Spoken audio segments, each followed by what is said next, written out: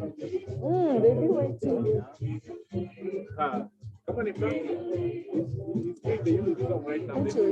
Name Fiona.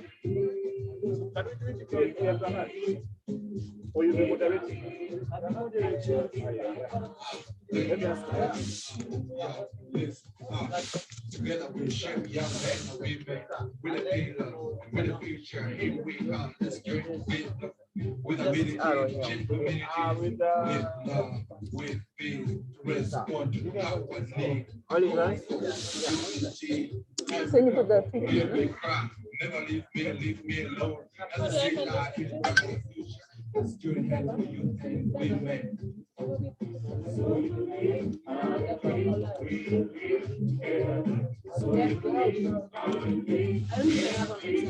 Don't open it. No, please come for lunch. Please come for lunch. Of course, coming. Other way. Thank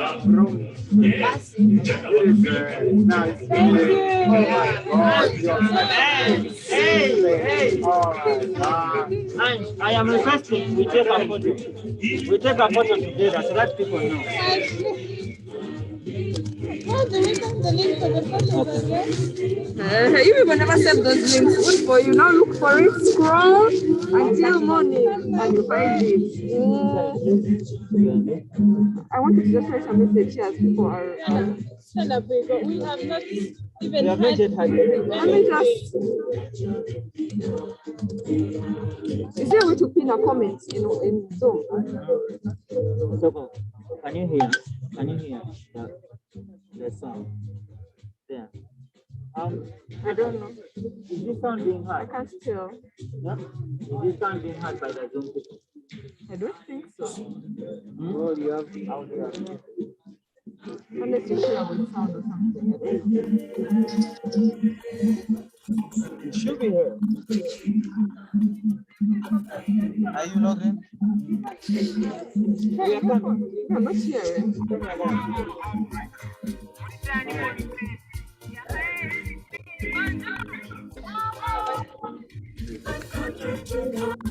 At what time today relaxation is going to start? Session will start from Carrie. Then I spend the wait for 40 minutes. You tell them the session is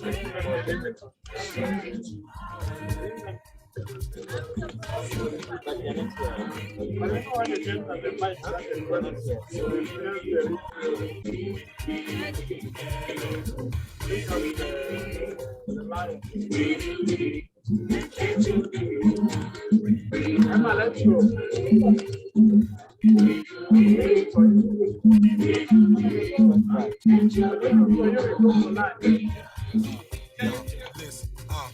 Together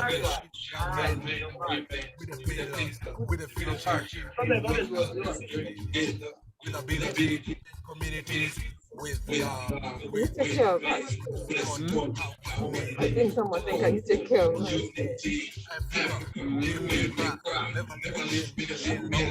it's the sound.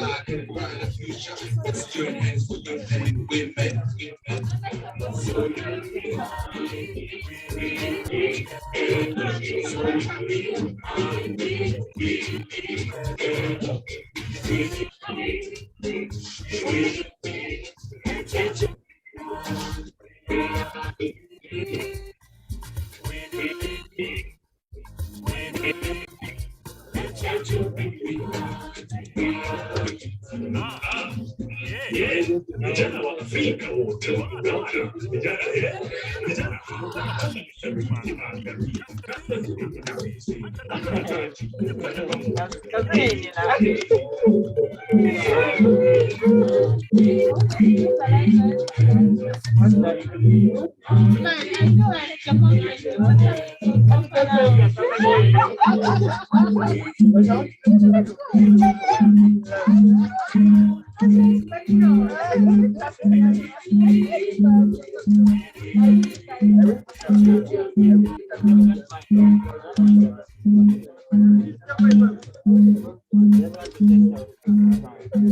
Wait, that's the Yeah, that's what I was.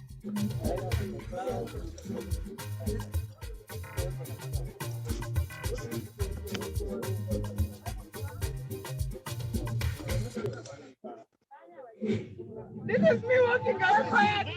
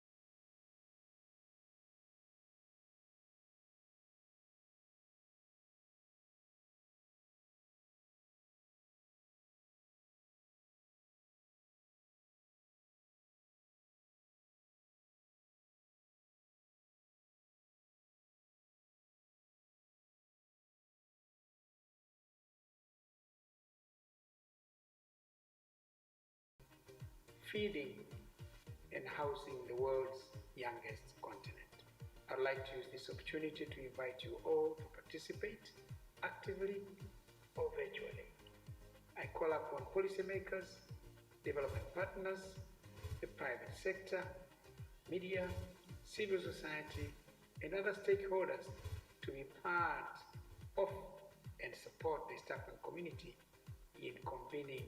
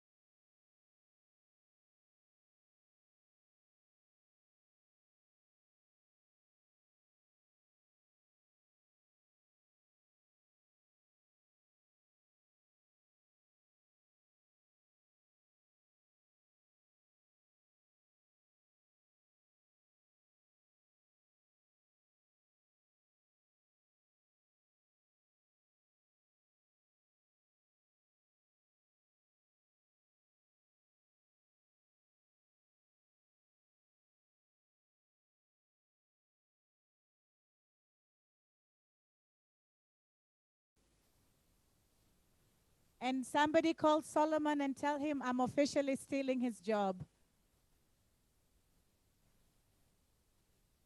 Thank you, youth. Kindly let's settle down. Okay. As you sit, please, there's so much space. Kindly leave a space in between. Kindly leave a space in between so we can social distance. So as we sit, kindly leave one chair in between you and the next person, please. I'm going to give you 2 minutes to settle in. Our patron is in the house, is in the building, and would like to come through so that he can respect your time.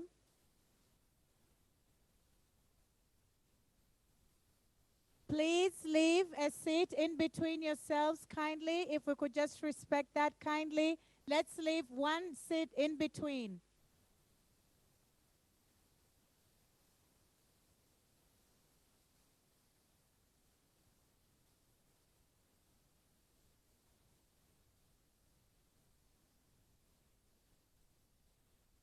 Okay.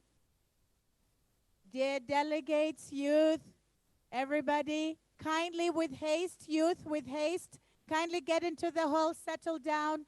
As you settle down, please leave a chair or seat between you and the next person.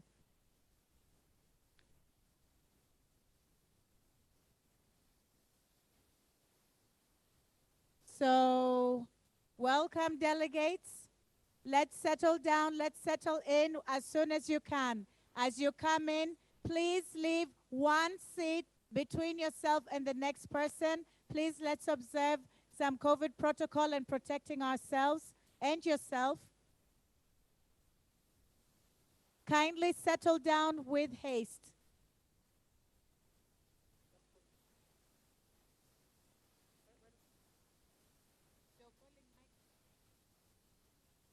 Okay, youth, come on. Let's sit hastily, quickly, prompto, haraka haraka. Give me another language. Quick, quick, chap chap. Leave a seat between yourself and the next person, please. Our patron is in the house and would like to come in. Settle down, youth of East Africa and Africa. Hello. Can you hear me? Hello. Hello. Hello. One Young Africa. YouLead. One Young Africa. Okay, kindly settle in, settle down. Settle in, settle down. Unless you're with protocol or the organizing committee or security, please sit down. As you sit down, please ensure there's a space, one chair, one seat between you and the next person. And then I'm going to hand the mic over back to the job owner. Thank you very much, Sarah. Don't we all love you? Thank you, Sarah. Let's give her some love. Sarah, thank you. Good afternoon, Africa. Let's have our seats right now. Everyone, if you're still standing, I'm counting up to 5. After 5, then everyone is going to sit down.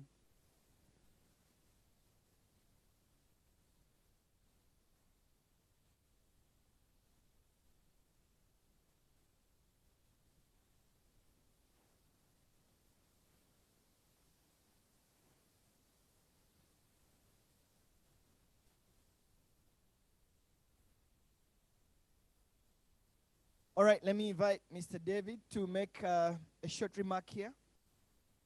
Thank you very much, delegates and guests. We are about to usher in the high table for the official opening program. And the protocol requires that we organize the sitting as per the protocol. So this is the... Okay. I was saying we are ushering in the high table for the official opening ceremony.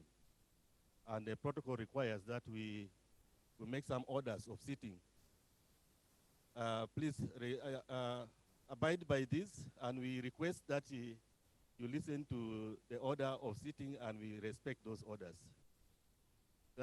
Here we have the high table, but also we have reserved this front seat all these front seats, there are people who are coming to sit, so we request you to find alternative seating for now. And then immediately after the front seat, we are reserving all those for honorable members of parliament. So if you are not a member of parliament, also find an alternative seating place until after the opening ceremony, then we can readjust our seating according to convenience, our convenience. Please, can we do this one in 1 minute so that we usher in and we begin the program? Asanteni.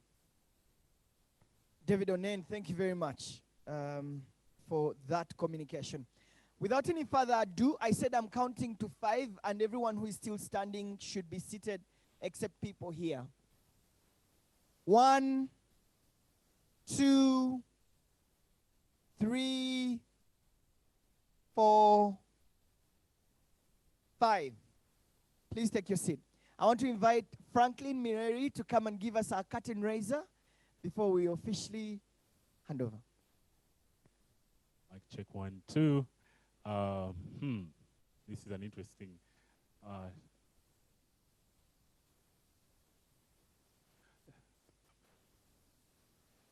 Now, ladies and gentlemen, this is a different setup. We are not we are not negotiating trade agreements or something. So we're going to do something very interesting. So all of us, kindly rise to your feet. Kindly rise to your feet. And I'm going to give this time to one of the best choreographers in Tanzania and the region. He's a wonderful young person, and he's going to show us something which will be very important. So I'm kindly requesting you, kindly rise to your feet. This is what makes YouLead different. So kindly rise to your feet, ladies and gentlemen. It will also help us to digest a little. So to show us the first movement for what we are going to use these movements for in a few minutes, actually in an hour or two, I invite him to show us the first move. So just watch him, and we will follow his lead.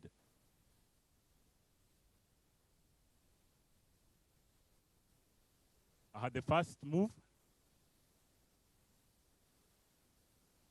Let's do. Let's go together.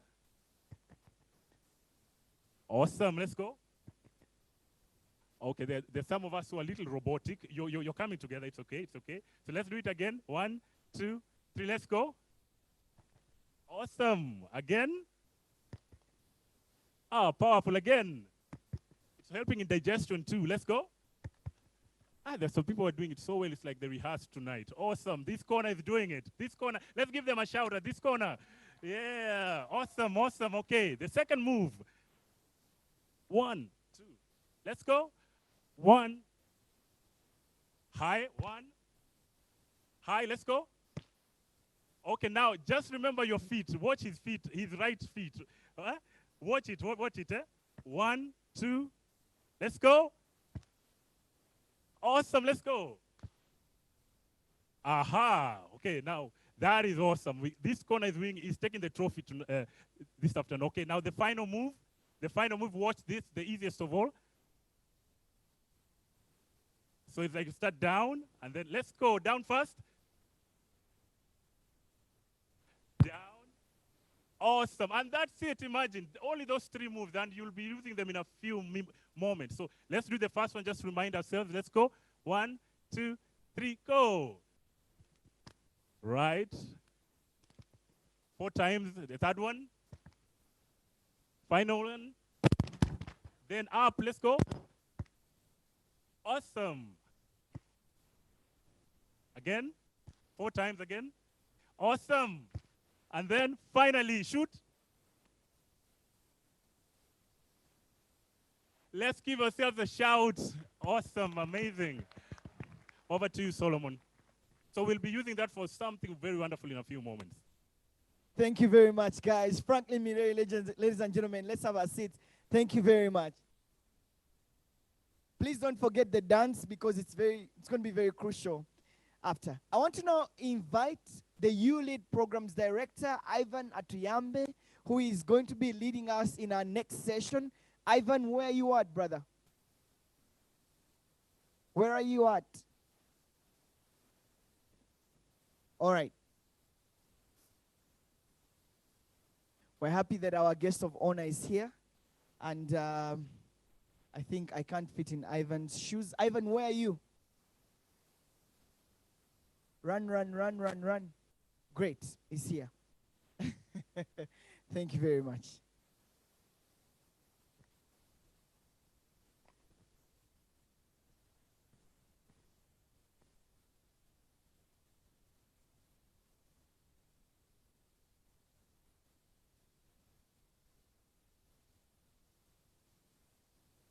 Good afternoon, ladies and gentlemen.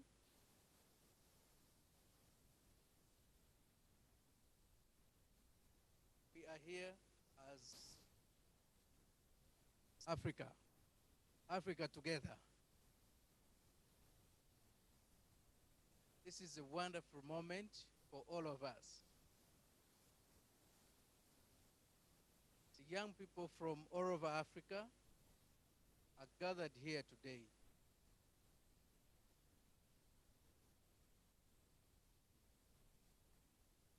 And right now, let's all stand as we welcome our chief guest and the convener of the YouLead Summit 2021, His Excellency Kikwete, who is the patron of YouLead, and Honorable Dr. Peter Mathuki, the Secretary General of the East African Community. Together are our co-conveners of the YouLead Summit. Thank you so much for your leadership. And now, may I ask that we sing the East African anthem.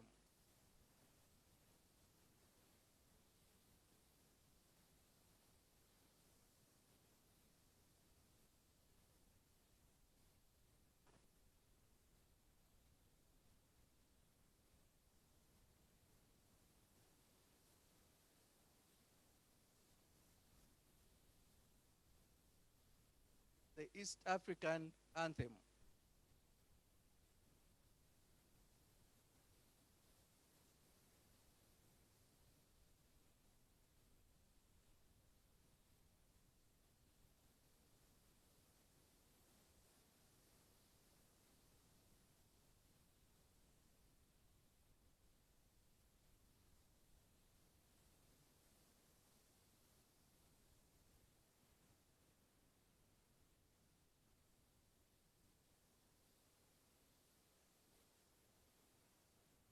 Just a little while and we get there. The technical team might...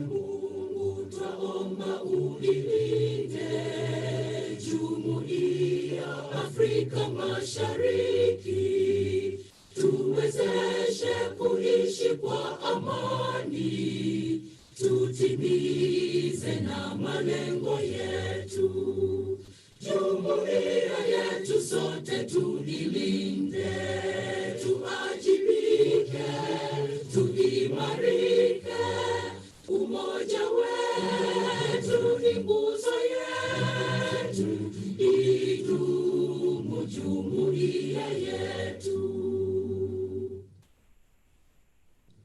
Uzalendo pia mshikamano viwe msingi wa umoja wetu, na tulinde uhuru na amani, mila zetu na desturi zetu. Jumuiya yetu sote tuilinde, tuajibike, tuimarike.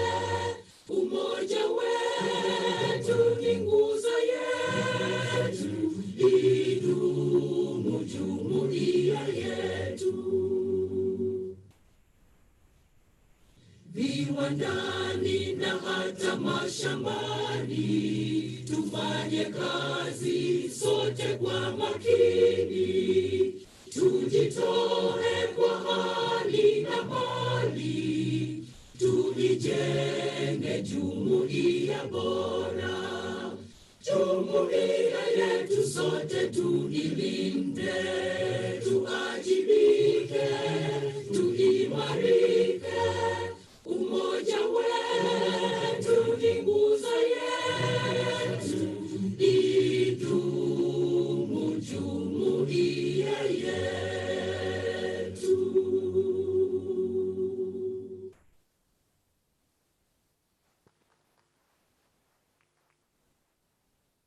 we sit, when I say East Africa, we say we move it. East Africa. East Africa. Thank you very, very much. You may take your seats now. Ladies and gentlemen, the journey of YouLead started in 2017 when we thought about the East African Community Youth Policy and the provisions that say that every year the Secretary General of the East African Community puts together an assembly or a dialogue forum with young leaders from the region to listen to them, understand their aspirations for the regional integration, and consider them as priorities for his agenda for the East African Community Secretariat.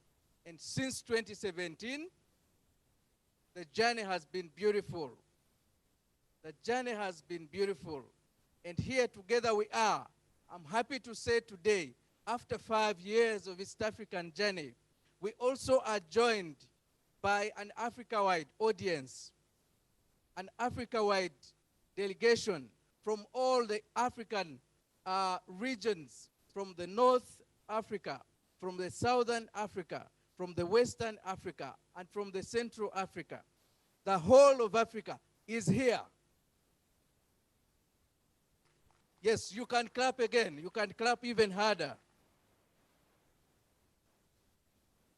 Without saying so much, again, because we have a beautiful afternoon, many of what I would say will be said. My job is simple. To simply, really, first of all, thank our patron, His Excellency Kikwete, who accepted since last year to be the patron of YouLead and support us to mobilize young people to become useful leaders for the continent, and to the Secretary General of the East African Community, who has really become a pillar. In the few months he's been Secretary General, he's taken on YouLead as his baby. We appreciate really your leadership, interest, and commitment and support. We thank you so much. Joining us today are distinguished ladies and gentlemen that work behind the curtain to make YouLead become what it has become. They have supported us in many ways, and I will just now invite them to speak to us without taking more of our time together. To begin with, my own Executive Director, Ms. Makena Mobobia, is the Executive Director of the Training Center for Development Cooperation. And before she comes and takes to the pulpit, you would love to know that the Training Center for Development Cooperation, where I work as the head of Leadership and Governance Academy, is the home of YouLead. Together with the Secretary General's office, we co-host the YouLead program, for which and for what reason we are here for the YouLead Summit. Madam Makena, you are welcome.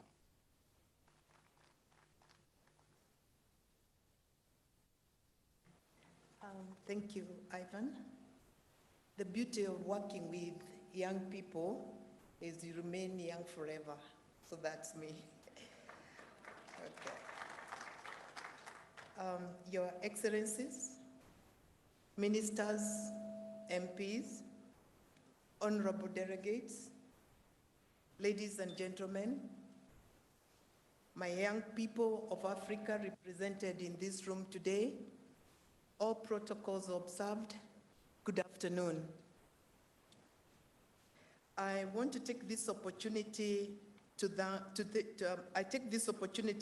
you all for taking time from your busy schedules to join us today on this very important day as we engage the young people, not just of East Africa, but of Africa in general.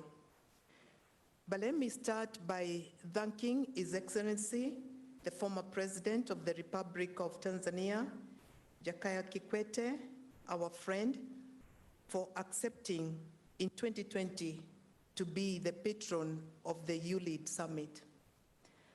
Your Excellency, during the few interactions personally that I've had with you, you have your unquestionable passion and commitment to the development of the young people, and this is evident in the challenge that he has given us. And I remember in one of the meetings, we have harassed him a lot. He kept on emphasizing that he will only want to be the patron if we meaningfully have the young people participate. Your Excellency, I think you can see from the room, young people of Africa have come indeed to take the participation in this great meeting, and I thank you for holding us to account. Let me take this opportunity to thank Dr. Peter Mathuku for steering a very strategic partnership with the AC and MSTCDC Training Center, a partnership, as Ivan has said, that was started in 2017 during the first YouLead Summit. This partnership, as you can tell, has evolved to a very transformative and strong partnership that has prioritized youth engagement to help us dialogue on a very provoking summit theme, which is the future of Africa, creating jobs, feeding and hosting and housing the world's youngest continent. This theme, my friends, calls for sustainable and lasting solutions that are innovative and practical to the realities that we face in Africa. As it was said in the morning, the solutions shall not come from anywhere else, but from Africa itself. And we just want to say that this program, the YouLead program, has proven that with meaningful engagement, adequate resourcing, capacity building, effective leadership and governance, and mentorship of young people, the challenges indeed can be overcome and our countries can prosper, leaving no one behind. Your Excellencies, allow me to recognize a number of partners that have supported, particularly in YouLead 2021, starting with the Kikwete Foundation for accepting to partner with us in developing the East Africa Young People's Fellowship Program that will be launched later during the course of this program. The Regional Commissioner's Office, under the leadership and commitment of Honorable John Mugere, and his passion and dream of putting Arusha City at the global spotlight. Thank you, Mheshimiwa.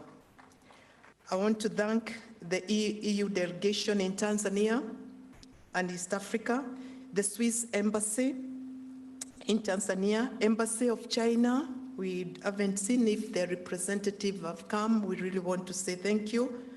To AWESA, as you can tell from the report they gave us, and supporting this meeting as well. Oxfam, UNDP, and Africans Rising.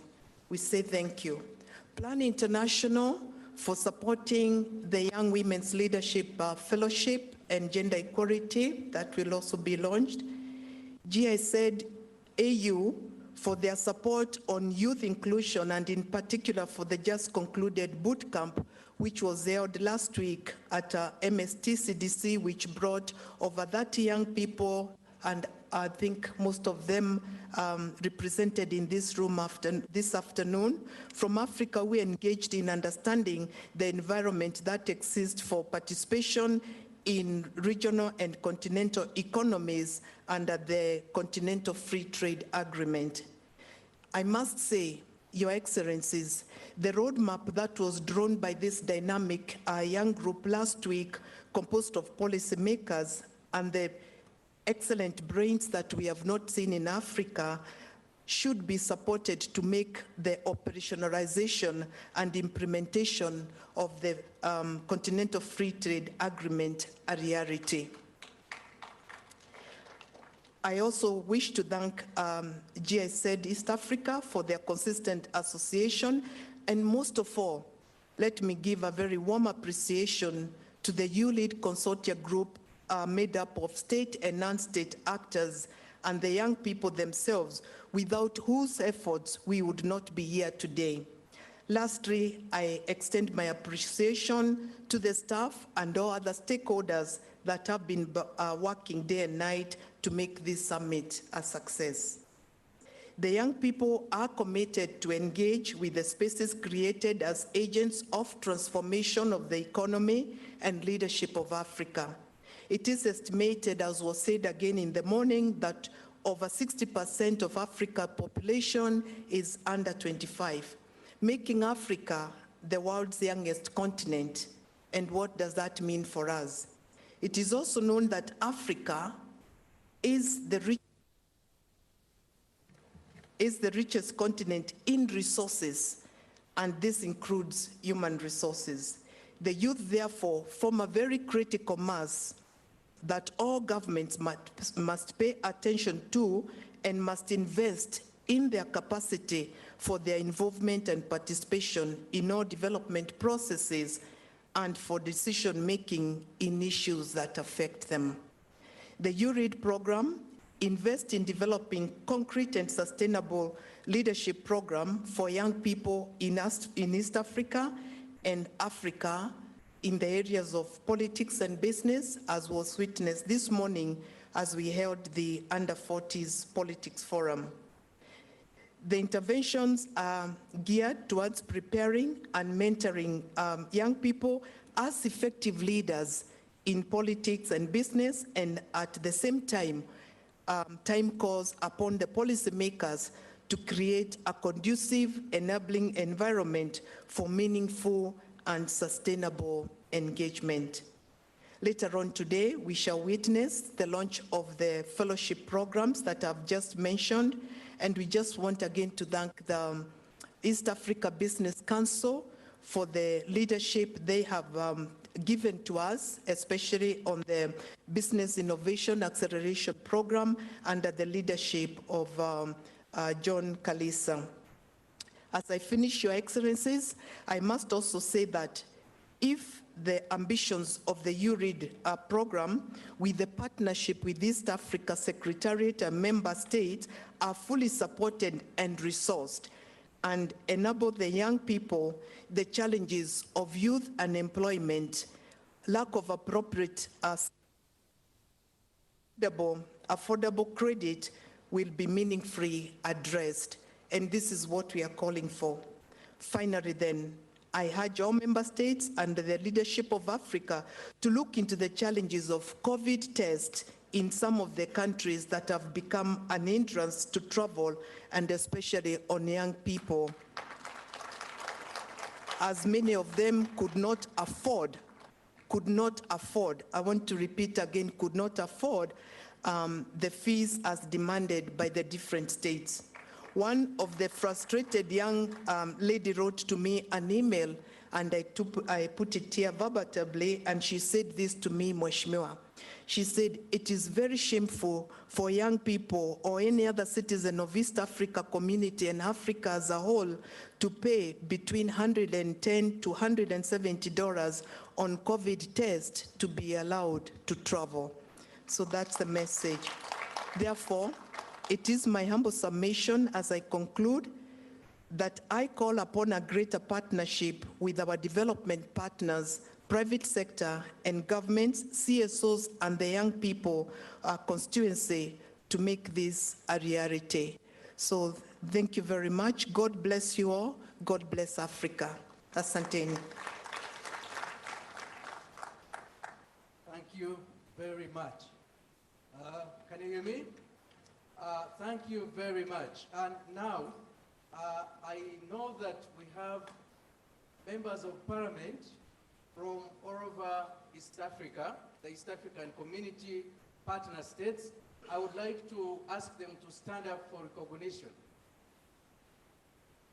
Just quickly, because of time, but members of parliament from partner states of the EAC are here.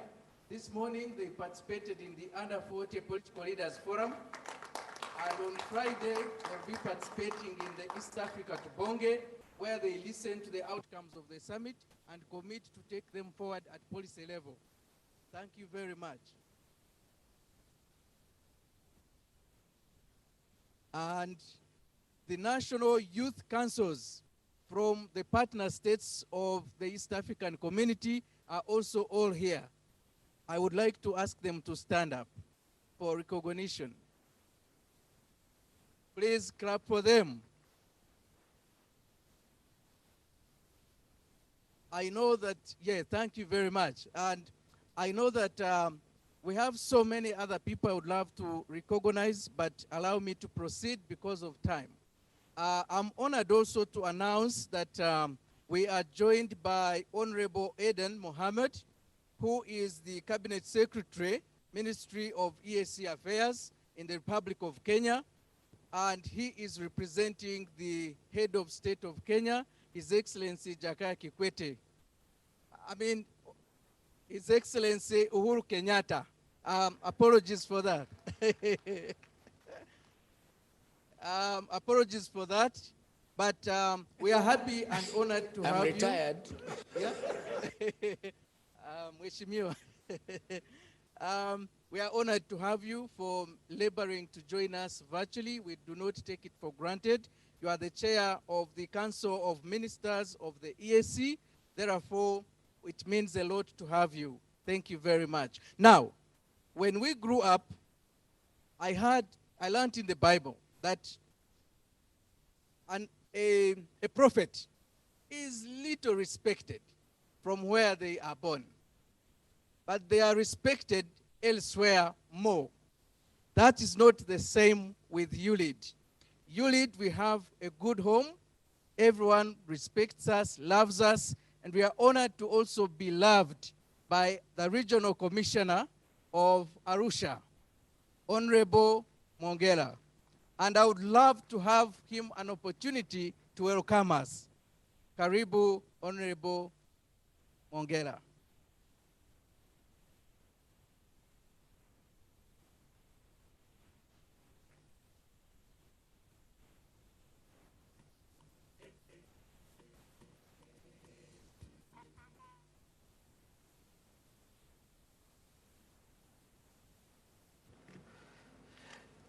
Your Excellency Dr. Jakaya Mrisho Kikwete, former President of the United Republic of Tanzania and the patron of the YouLead Summit.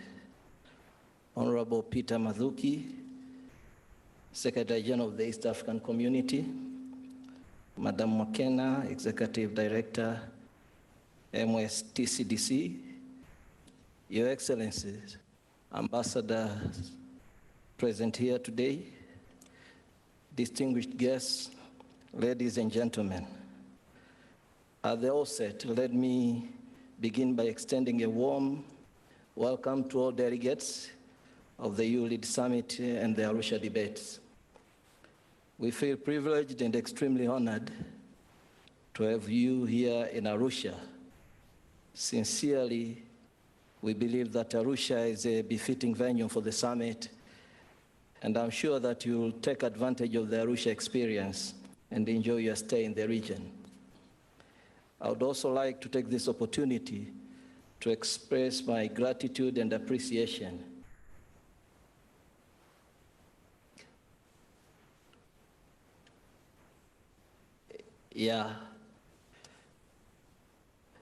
I beg for your attention that I recognize Mr.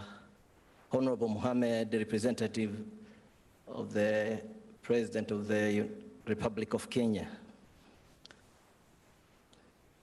I would also like to take this opportunity to express my gratitude and appreciation to the institutional partners and individuals who have made this convening possible, particularly the East African Community and the MS Training Center for Development Cooperation. Arusha is the perfect introduction to the beauty of Tanzania. It is a strikingly beautiful region, blessed with peace, harmony, and friendly people. In fact, peace, unity, and political stability are the hallmarks of our nation. We believe this is the main reason why so many people around the world are attracted to Tanzania.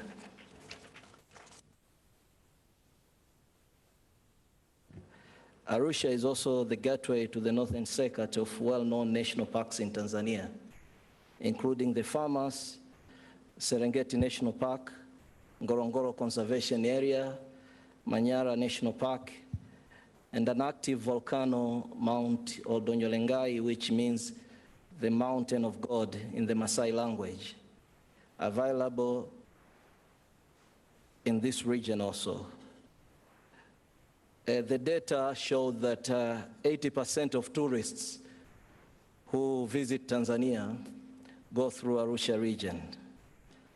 Likewise, Arusha region is a strong diplomatic community, being a home of several regional and international organizations, including the UN Residue Mechanism for Criminal Tribunals, the African Court on Human Rights and People's Rights, and our very own, the East African Community.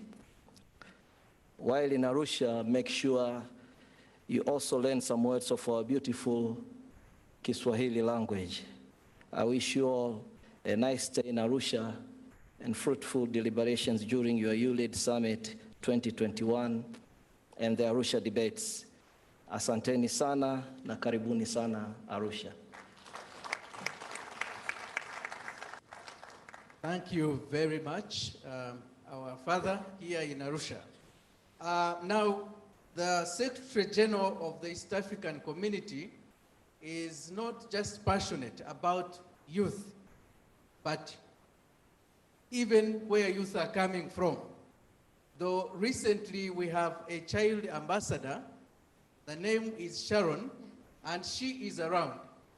And we would like her to come forward and just say a few words. Sharon, where are you? Great. She's amazing. The Secretary General says she's like a miracle, and we want you to witness that today.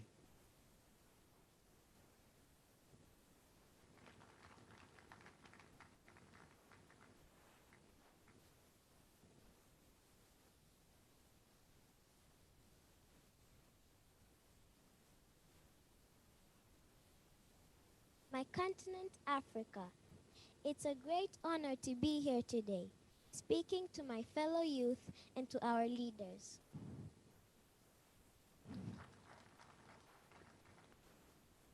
Special thanks to my parents and my mentor, the Minister of Tourism and Heritage Zanzibar, Madam Leila Mohammed, for their great support. Your Excellencies, former President of United Republic of Tanzania and Patron of YouLead Africa, Honorable Dr. Jakaya Mrisho Kikwete. Secretary General for East African Community, Dr. Peter Mathuki, you're a great leader.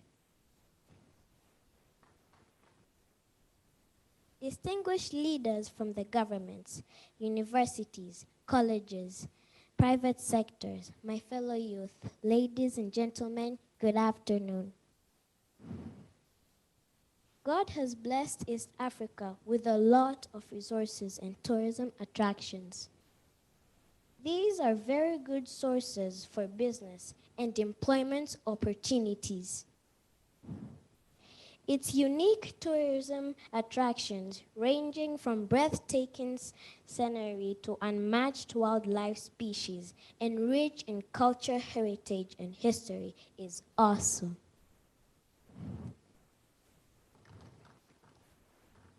From snow-capped peaks of our beautiful, the one and only Mount Kilimanjaro, pristine sandy beaches of Zanzibar and Mombasa with pure white and soft sand.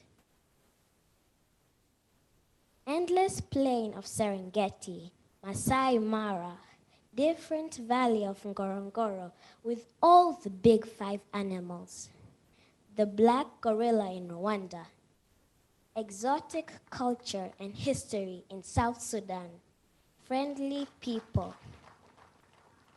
tasty organic food, the mix of languages. These are so many things to sell as tourism attractions and investment opportunities. The speech alone cannot explain about our awesome and gorgeous tourism attractions, but making tours and have the real experience and the feel will leave your mind in a wonder state. One may think is taken back to the Eden Garden of Adam and Eve.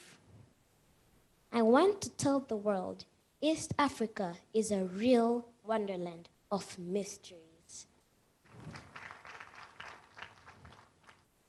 We, the youth, we must tell the world about our attractions using social media and all other means. Our doors of tourism are opened. The world has been in lockdown for so long with COVID-19. We're going to the holiday season. Let's all together call the world to come and experience the beauty of East Africa. If we do proper tourism promotion, unemployment will be a history. We have a lot to offer to the world. If we think together, plan together, strategize together, work together, and grow together, we will achieve together. If other nations like Dubai can make it, then we can make it too. It starts by changing our minds and attitudes. No matter who you are, where you come from, what you don't have, still something great God has given you to serve others. Our difficulties of today must not define who we are in the future.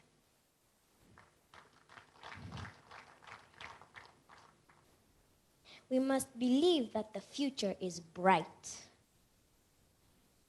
We must determine to excel and take responsibility for our current and future, setting high standards to ourselves and achieving them and going for them.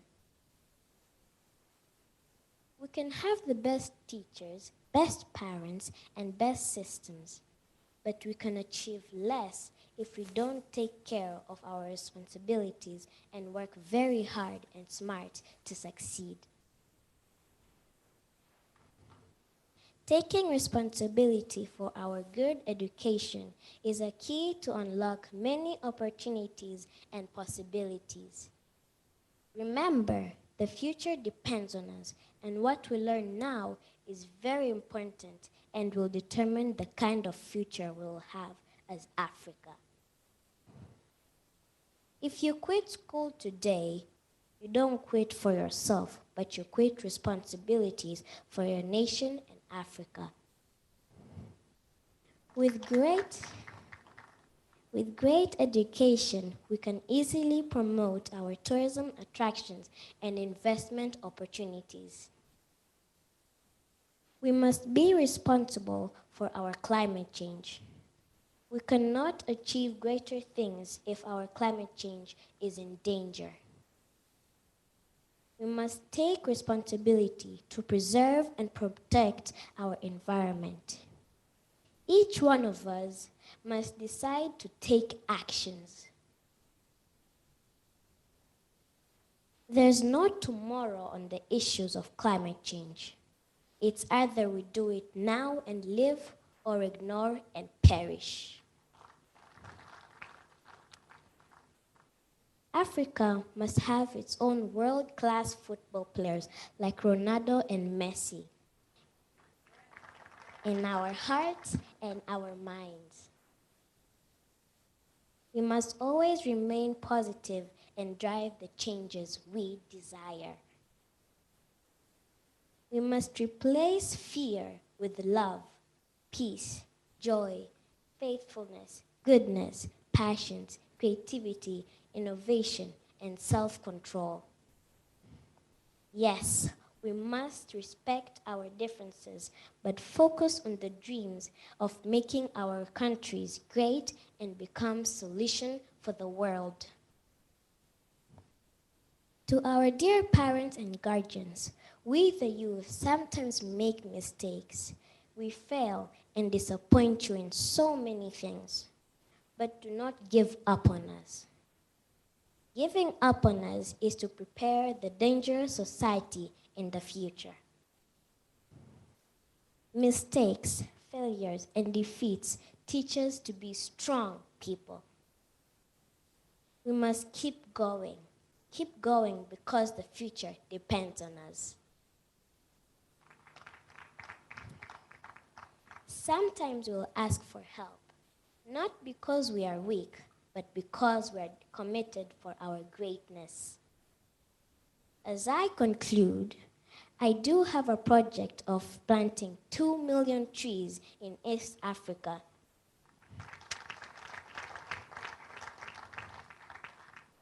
Climate change is a major issue. Our beautiful mountain, Mount Kilimanjaro, is in danger of melting out. We must work together to plant trees and protect our environment, serve our nature. Planting trees is absolutely within our reach. Let's go and turn Africa green, pure green. Yes, we can make it happen. Let's go set higher goals and achieve them. We must never give up. We must keep going, if not for us, but at least for our mother Africa. No excuse. Remember, individually we are very weak, but together we're very strong and united. The goal for promoting our tourism and fight climate change should be at the top list of to-do lists each day. Thank you very much. God bless you. God bless Africa, and God bless our leaders. And by the way, Dr. Jakaya Mrisho Kikwete is my neighbor at Mikocheni in Dar es Salaam. I hope one day I will visit you for a mentorship.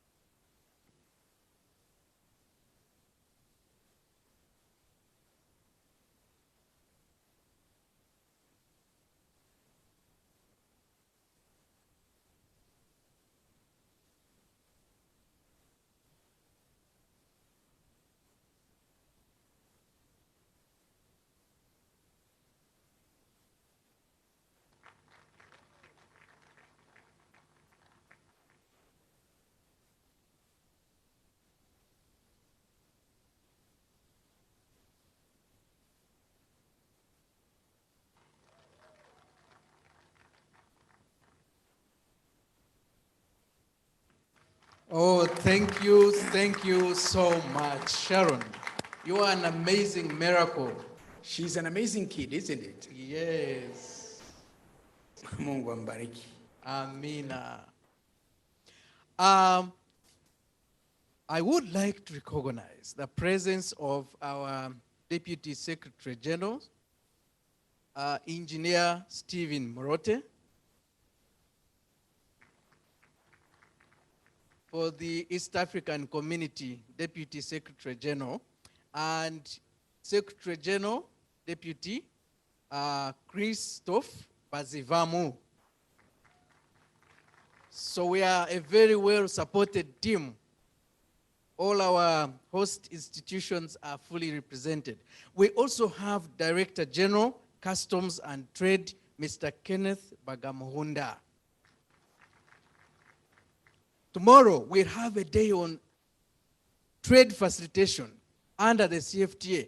He's one of the he's one of the brains behind Customs Union in the East African Community and now going continental. So we are glad for your work and thank you for joining us. I would like to recognize my dear friend, Zainab, the member of the East African Legislative Assembly also, and also today she's stepping in for the Speaker of Parliament. Thank you very much. Now, in the interest of time, I am an adult trainer, and it helps to know that it's been a long time since we sat. I would like to invite the YouLead Africa Choir to give us a brief of the YouLead song. Check mic, check 1, 2. The YouLead Africa Choir, as they set to the stage, allow me to invite the East African Community Youth Ambassadors Platform Coordinators, Ange and Sebastian, just to come here for recognition. Just come here. These young people are the ones who have made this happen. The East African Community Youth Ambassadors Platform. Ange and Sebastian are the regional coordinators. And we have the ambassadors also here. Please stand up wherever you are for recognition. But I would like your coordinators to stand here for recognition. Don't say much, but just say hello and your name. Hello, my name is Sebastian, Segawevan Sebastian. I am the East African Community Youth Ambassador to Uganda. I am also the regional coordinator, as Ivan has shared. Maybe briefly, for those who do not know, the East African Community Youth Ambassadors Platform is an initiative of the East African community constituted by a council resolution to mainstream youth agenda in the EAC across the East African community. And being the youngest rec in Africa, it comes in handy for the community to reach its young people, and that's what we as the platform try to do. Thank you. Thank you so much. My name is Ange Umutoni. I'm the EAC Youth Ambassador to Rwanda. I think Sebastian already exhausted the minutes we were given. I'm very glad and honored to stand in front of you all. Thank you. Thank you, Ange. I love the precision. We have the YouLead team. They work together as a single secretariat. What you've done is do a delivering as one team. And the YouLead team, wherever you are, please just stand and wave.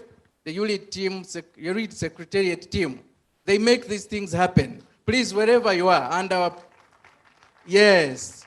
So the EAC Youth Ambassadors Platform and the YouLead secretariat work together, and I'm their team leader, so I can't leave them behind.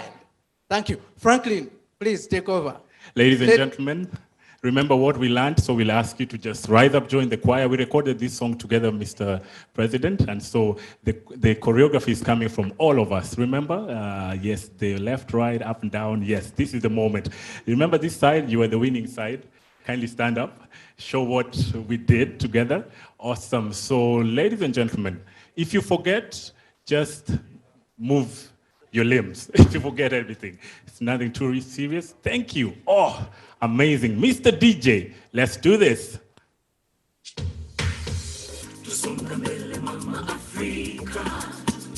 We are walking up. We are flying. We are flying. We are flying. We are flying. Let's go. Remember, 1, 2, let's go. Let's go. Let's go. Again. together to make our nations greater, but sharing to empower. So you lead, I lead, we lead together. So you lead, I lead, we lead together. Go. We do lead, we do lead. Down. Let your dream be a reality. We do lead, we do lead. Let your dream be a reality. Let's go the chest.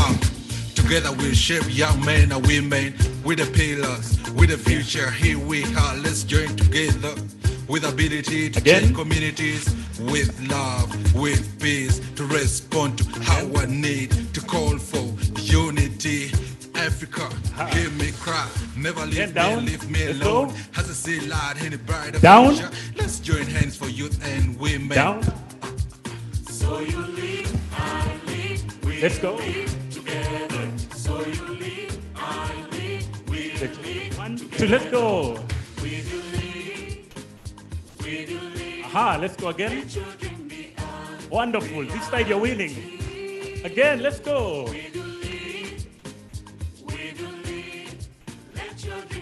Now the final one. Let's go. Yeah. Vijana wa Afrika wote waungana, vijana vijana kutoka mashariki, magharibi, kaskazini na kusini, kanda na kati, twaja pamoja ili tufanye nini? So you lead, I lead, we'll lead. Let's go. So you lead, I lead, we'll lead together. We do lead, we do lead. Let your dream be a reality. Thank you. We do lead, we do lead. Let your dream be a reality. Now this is a freestyle. Let's go, all of us. Now we have to make them stand. Let's go. Stand up. We will follow the president, whatever he does, whatever you do, we follow you. Let's clap. Yeah. 1, 2, let's close it. Thank you so much. Wow, I wish I could give you another chance after everything is done. Please come back. Now, that is the vibe behind the YouLead. This is what we do. This is what we enjoy. Franklin, Benny, thank you so much, and the team. Now, I would like to invite Lisa. Lisa is here on behalf of the EU delegation to Tanzania and the East African community. They are our great supporter for making this happen, and the ambassador could not make it, but Lisa is here standing in on behalf of the mission. Lisa, are you here?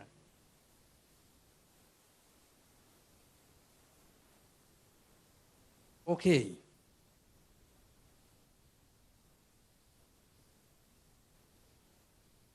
Right. She had to leave, I think, for an emergency, but if she comes, fine. In that case, I have the honor of inviting the ambassador of Germany to Tanzania and East African community. Her Excellency, Regine Hess, is the ambassador of Germany to Tanzania and the EAC. Now, Germany is Africa's friend. They support Africa at the EU, they support Africa at the East African community, and we have enjoyed association. Since 2017, they support also YouLead in some ways. Thank you, and you're welcome. Good afternoon, Mheshimiwa, the former president of the United Republic of Tanzania, the Secretary General of the EAC, everybody else in the room. Please allow me to keep this short, all protocol observed. Yes, we support this movement, this organization, but still I wondered, why do you want to hear from me, the ambassador to Germany, about youth and politics?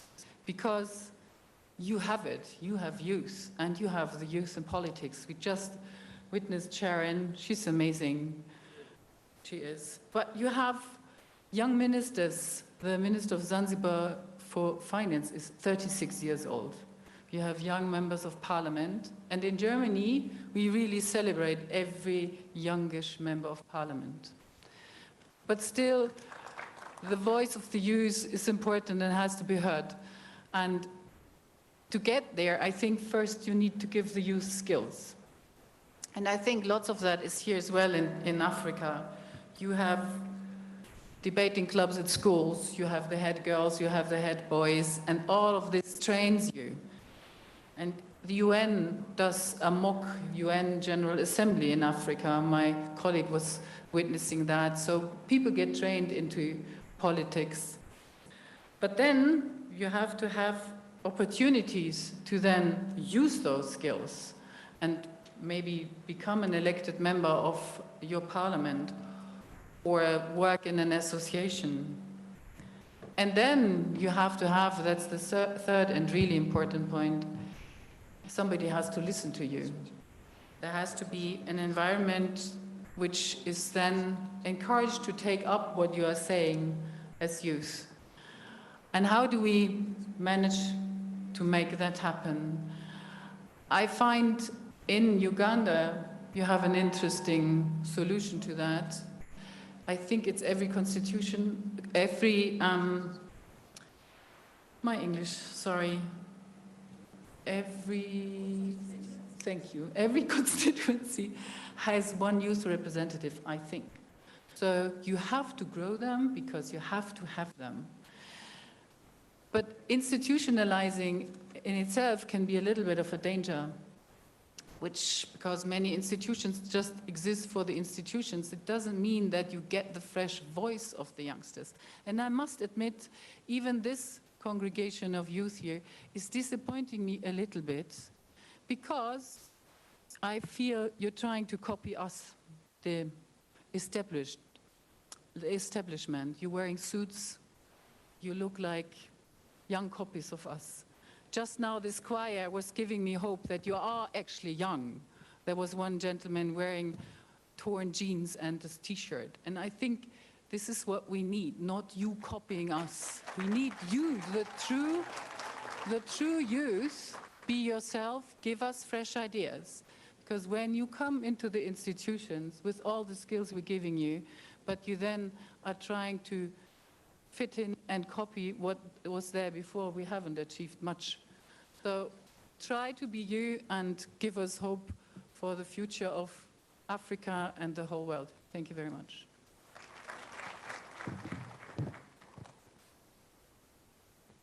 Dankeschön, Ambassador. And we are also honored to have the Ambassador of Switzerland, His Excellency Didier Chassot. Didier Chassot. Thank you, my patron. I thank you very much. Didier Chassot. Now, Switzerland is a very good friend of ours, and for this year they are supporting the Secretary General in putting this summit together, and therefore supporting, everything. You see, you are most welcome, Ambassador.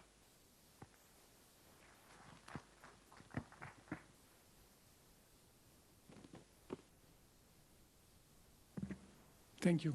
So for the record, it's Didier Chassot.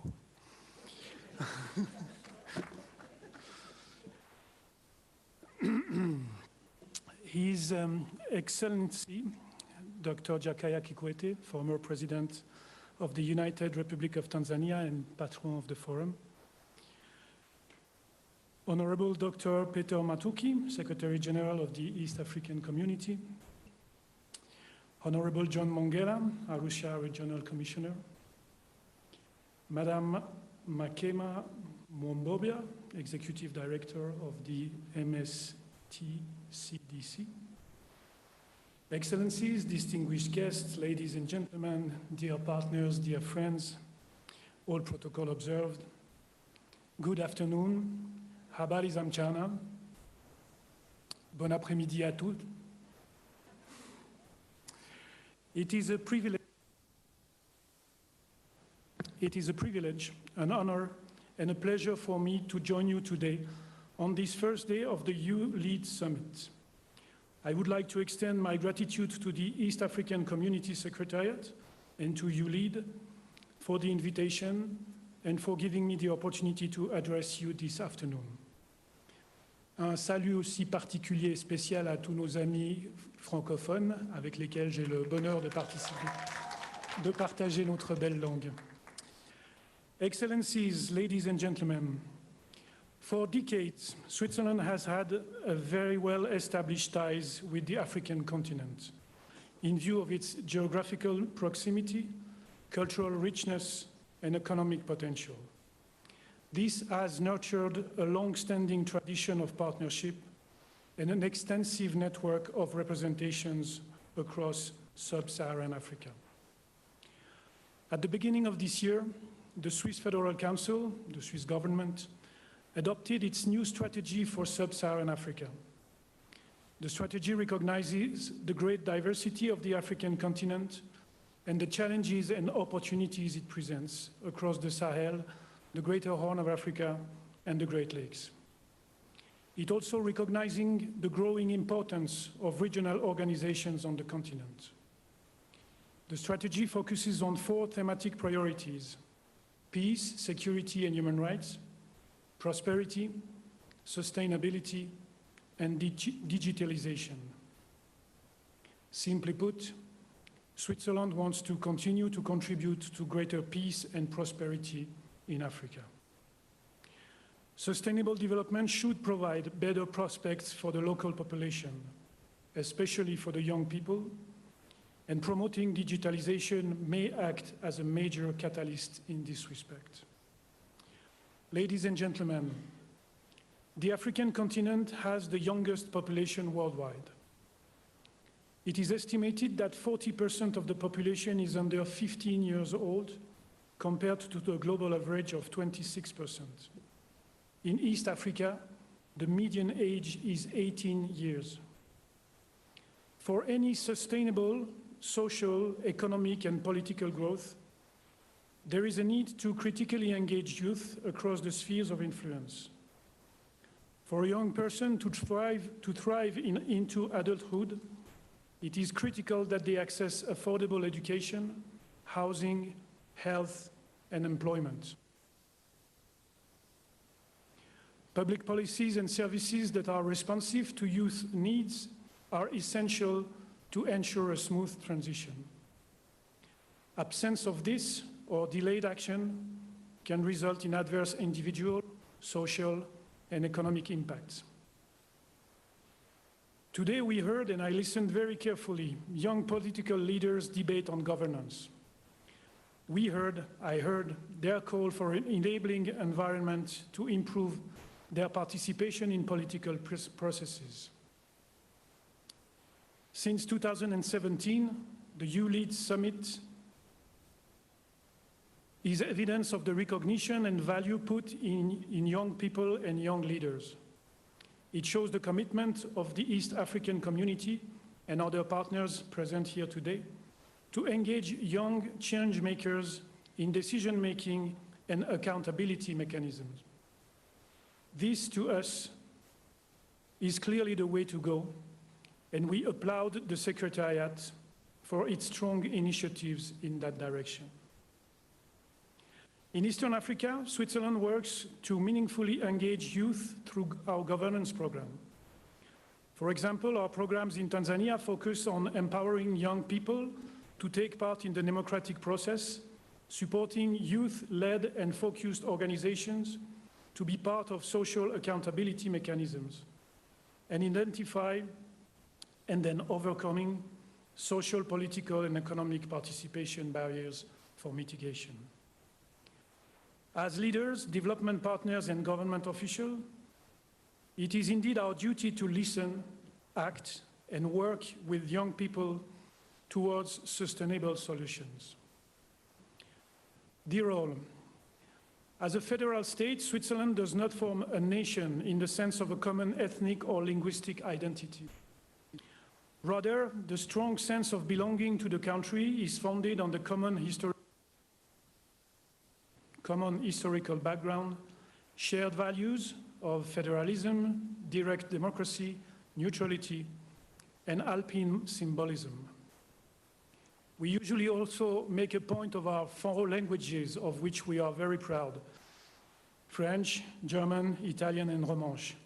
But of course, it pales quite severely in contrast to the far superior linguistic diversity of Eastern Africa with its more than 200 languages. Switzerland is a strong proponent of regional economic bodies, and we are heartened to see the Eastern Africa integration process in full swing. This is evidenced by the establishment of the East African Customs Union, the establishment of the Common Market, and the implementation of the East African Monetary Union Protocol. The growing youth population presents a huge opportunity for accelerating growth, and empowering this group is crucial for the future progress of the region. Swiss interests in East Africa span across country-specific sectors, including health, migration, food security, good governance, agriculture, livelihoods, innovation, education, culture, and humanitarian support.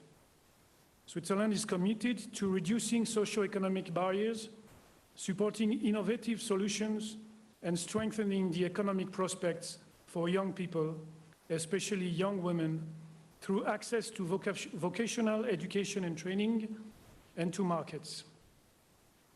Furthermore, we are committed to supporting young people's citizenship through civic empowerment and to creating an enabling environment, ensuring young people are provided with adequate and genuine opportunities. Distinguished guests, the path to sustainable development is never linear.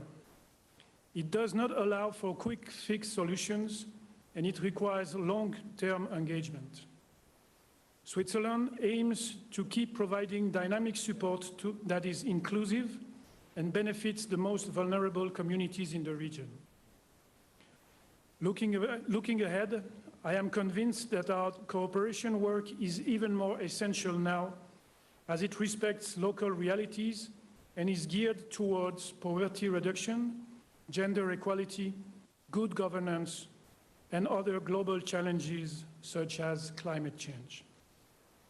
In order to maximize the expected development outcomes, Switzerland will continue to contribute to enhancing democratic governance and provide support for reforming state institutions to increase public revenues and provide better, equitable, and more relevant public services for all citizens.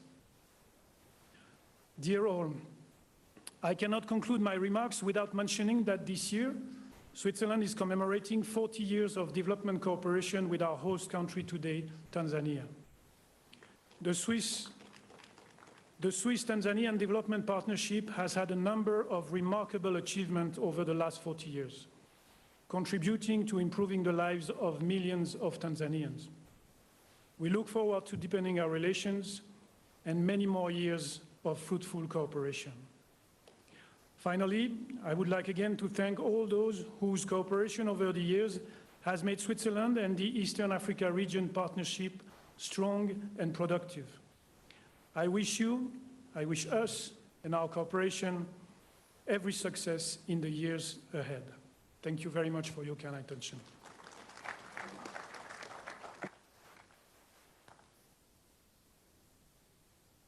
Thank you very much, Ambassador Didai Short. Thank you once again for your support as well. My patron, Didier Chateau. Thank you very much. I learn a lot every time we interact, and it comes here too. Thank you very much. Now, my shoes are growing smaller. I can't fit now. But before I leave the stage, I want to share what will happen soon after the shoes that are bigger are here. First of all, there is a good friend of mine there called David Onen. This journey we began together. I think people don't know him. We started this, what you see as Youth Governance Festival in 2014. We upgraded it to YouLead Summit in 2017, and he's been there with me, with us on the journey. And to thank you very much. But now, we will welcome our Secretary General, but before he comes, I would like you to know that YouLead Summit is not just a summit. We are a program that climaxes in an annual summit. And because of this, we have very, very exciting initiatives all through the year. And one of them, all three, today we are launching. We have been working with young people to think about the East Africa we want. And today, the East African Community Youth Ambassadors platform and the YouLead Secretariat will be launching the East African Youth Agenda. You can even add more. Thank you. We deserve it. Secondly, every intervention into youth should be evidence-based. And we looked around and said, everyone is trying to do something, but in some cases, there is little to guide intervention. And when we talk to development partners, they ask us, but these are our priorities, where does this fall? We want to lead the agenda. The development partners should come and support our needs. And to do that, we have launched a series of studies called the Youth Governance Architecture Studies in the East African Community, examining the enabling environment for youth participation. We are doing on governance politically and governance economically. Why are youth not making or creating jobs? What could be the push factors for the unemployment? And what will be the push factors for creating employment? So today also, we are launching the YGA1, Youth Governance Architecture Study. And finally, we are caring about the East African community of the future. And one of the things we've introduced is the East African Youth Leadership Fellowship. And this we are doing together with the Jakaya Mrisho Kikwete Foundation. We will also unveil the fellowship journey at the end of this session. But I just wanted you to know so that you don't miss in case you plan to escape through one of the doors behind you. Now, with my shoes smaller, allow me to invite our lovely and supportive Secretary General of the EAC, and he will invite our patron and and then we'll invite also the chair of the Council of Ministers. Thank you, Secretary General. Thank you very much, Evan. Let's appreciate him. Your shoes are big. That's why you've managed to mobilize everybody. And I want to thank you, of course, with your team. Your Excellency, Jakaya Mrisho Kikwete, former President of the United Republic of Tanzania and patron of the YouLead, and the President is here with us. Chris, time to be with us. We really appreciate you. The Honorable Eden Mohammed, Cabinet Secretary for East African and Regional Integration in Kenya, and the Chair of the Council of Ministers of the EAC, of course, representing His Excellency President Uhuru Kenyatta, who is also the chair of the summit, and Hoto Benia. We appreciate you, Chairperson. Our development partners who are here, or honorable members of parliament for East African Legislative Assembly, and of course our partner states, Madam Makena Mobombia, of course the Executive Director of the MSTCDC, distinguished youth leaders who are here, my colleagues from the EAC Secretariat who are also here with us, and of course the deal, and that is Sharon. Sharon, you are the deal. Sharon is one of those very bold, East Africans. And I felt when I met her about 3 weeks ago, indeed she's growing. And you can hear what vision she has for this region. she wants to grow 2 million trees. Ladies and gentlemen, it is my pleasure as a Secretary General of the community to welcome all of you to Arusha, and in particular to the 5th EAC Youth Leadership Summit 2021. Your Excellency, this is unique. And given that, of course, we are able to attract these numbers, I want to assure you, next year it could be bigger than this, given that, of course, the numbers that we have. And my commitment to this is that we'll put our energy to ensure we bring the entire Africa into this all next year. The East African Community Youth Policy 2016 mandates us as the East African community to build networks and partnerships and institute annual youth leadership forums, regional platforms, etc. And that is why we feel committed to work with the YouLead and, of course, all the programs that come along to ensure that we give space and platforms for the young people to join with us and come and voice their issues. So I want to thank the leadership of MSTDC for this, and we want to assure you, going forward and with our partners, we'll be very happy to work with you. Your Excellency, 2017 YouLead Summit has been jointly since that time, jointly organized by EAC and the MS Training Center for Development Cooperation, and of course other partners through their youth engagement initiatives, and therefore the Youth Ambassadors Platform, which yourselves, when you are a member, you're aware that you are also a former member of the EAC Summit, you innovatively came out with the Youth Ambassadors, and therefore we've been working together. And therefore, it will be, we feel that this year we are honored to have you as the patron, and also the role that you're playing to ensure that this is a big event. We are indeed very much honored by your physical presence in this event. Therefore, Your Excellency, I want to appreciate you in person, Your Excellency, for your presence and for tremendous work that you are doing of YouLead, but also the great work that is being done by Jakaya Mrisho Kikwete Foundation, which aims at promoting youth mentorship, entrepreneurship training, and also empowerment. Your Excellency, aware that you are retired and you are still feeling that you are creating time for young and for the youth in Africa, we don't take this for granted. We want to appreciate you. Of course, most of the times, and given the heavy work done by heads of states, most of the time when they retire, they say they want to retire. But also the commitment that you kept on putting into the architecture of EAC, and even on your retirement, you are creating time to come and be with us, and also creating time for the youth. I think we have a champion here, and we must appreciate that.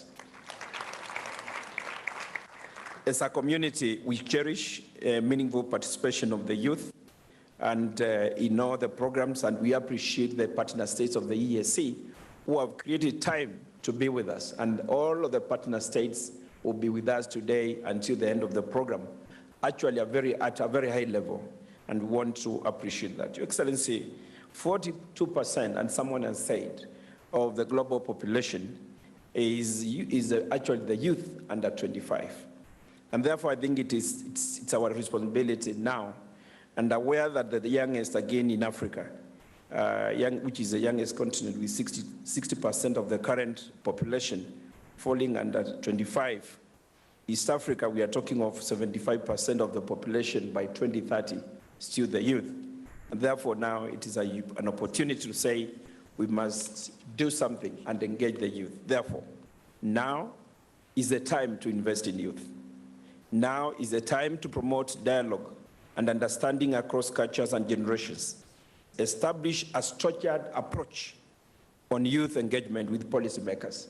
So whatever decision that we are making for our countries, for our regions, youth must be part of that engagement. And I think, Your Excellency, dear delegates, we must understand and identify the gaps, because it is through identification of those gaps that you'll be able to build capacity for future. We must create jobs opportunities for them. And I think for that, and when they are standing to say that it needs to be done, That is not asking for too much. But also Africa needs, and we are talking of 12 million to 15 million jobs annually to absorb the youth entering the labor market. And therefore, we are saying commendably, technology innovation have gained traction. And therefore, I think the youth are better in this.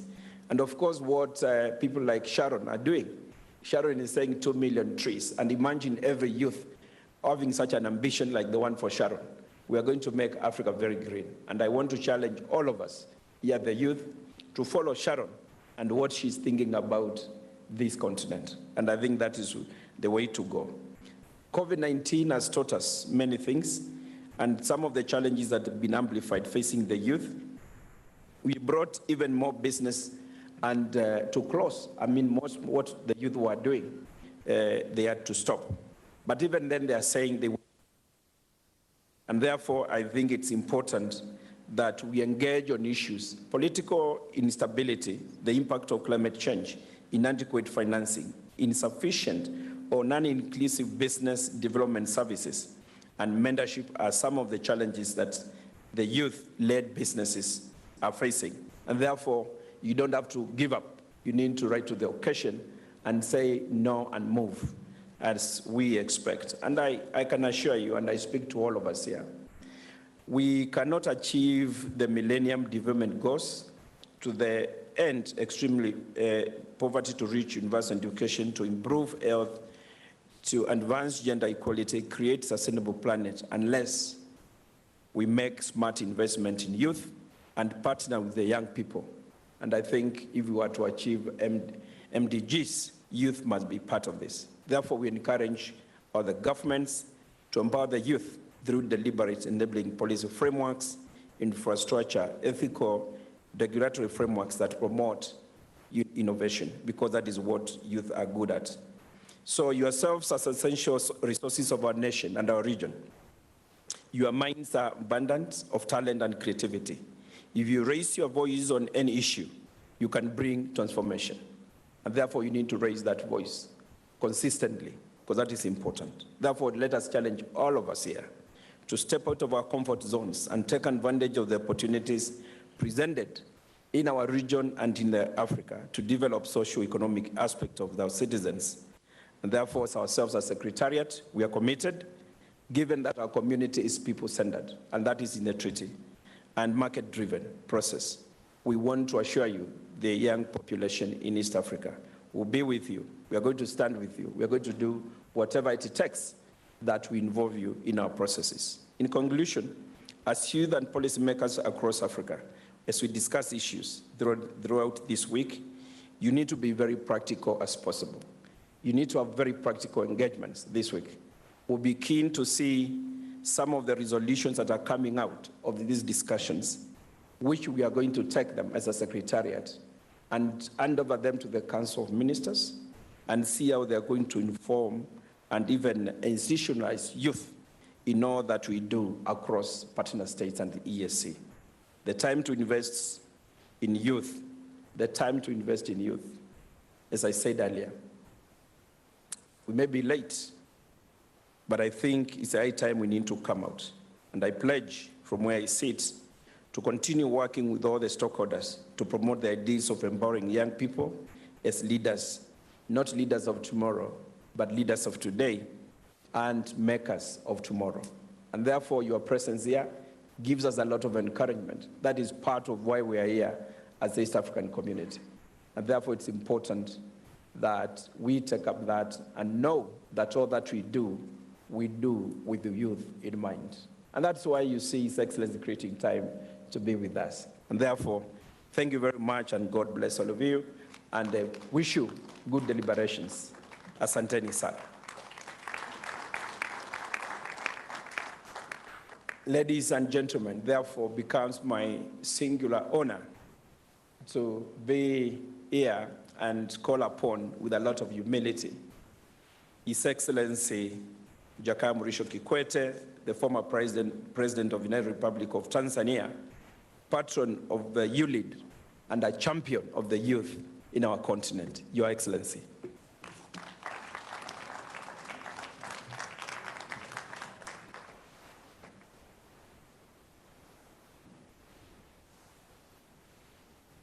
Karibu sana. Asante sana.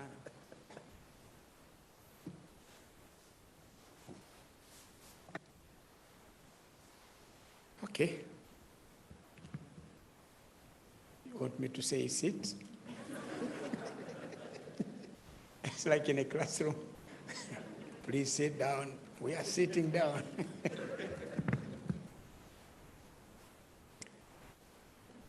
Honorable Aden Mohammed, Cabinet Secretary for East African Community,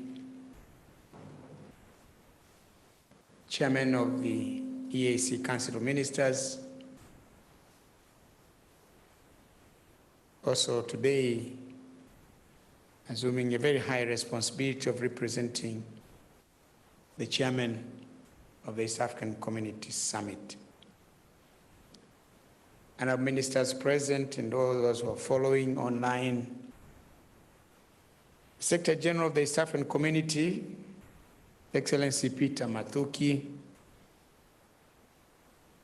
members of the East African Legislative Assembly and the East African Parliaments present,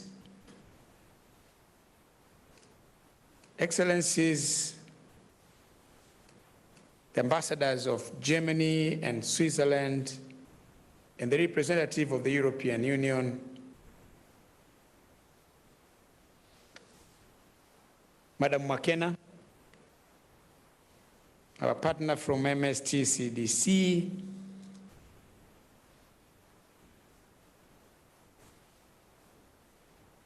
distinguished young people present,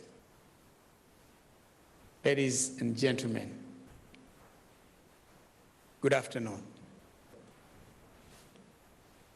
Let me begin by saying welcome to the 5th edition of the East African Youth Leadership Summit, now famously known as the YouLead Summit, being held here in Arusha at the seat of the East African Community. I can't find words good enough to say how happy I am to see so many young people from across our dear continent participating in this year's summit. What started as an initiative for young people from the 6 East African community countries has now become a Pan-African enterprise. I understand we have delegates from over 20 African countries here in this room. As it is the new norm these days, this summit is a hybrid summit, meaning besides those of us participating in person, there are people in over 45 African countries and in the diaspora who are participating virtually. I feel proud to be patron of this wonderful organization. As you may recall, at the YouLead Summit in 2020, you bestowed upon me the honor of being YouLead Africa's patron. I'm grateful, and I will ever remain indebted to you for your trust and confidence in me. I promise to try my best to live up to your expectations. But as age advances, you may have to start looking for another patron. Ladies and gentlemen, I congratulate the Secretariat of the East African Community, the leadership of MSTCDC, the management of my foundation for the wonderful job they've been doing of organizing this conference. We have at our disposal excellent facilities for the discourse, but also the arrangements are wonderful. The working environment is good, so we expect good outcomes. I also commend the organizers for choosing a very opportune theme for this year's summit. The future of Africa, creating jobs, feeding, and housing the world's youngest continent. Thank you so much, the East African Community Secretary General, His Excellency Peter Matuki, for your exceptional leadership, as well as Madam Makena Mobokibia of TCDC, MSTCDC, and Madam Vanessa Anyoti, CEO of my foundation. Vanessa, upo? Where are you? Stand up. This here is young lady. She's CEO of my foundation. How old are you? She's 33. But very bright. You know, we had a search team. They interviewed her, and they say she's just amazing. I said, fine, you are the appointing authorities, appoint her. All of you, I thank you for a job very well done. And in their senior management team, I have 3 very powerful ladies. All of them. I was teasing them the other day. You are intimidating the men. Ladies and gentlemen, it would be remiss of me if I did not acknowledge the leadership of the heads of state of the East African Community, partner states, for their support to this wonderful initiative since inception to this day. The time our leaders have been taking to address young people of East Africa, every time you meet, means a lot to you. The words of wisdom they've been telling, and the experience they've been sharing with the young men and women of East Africa are important life lessons to them.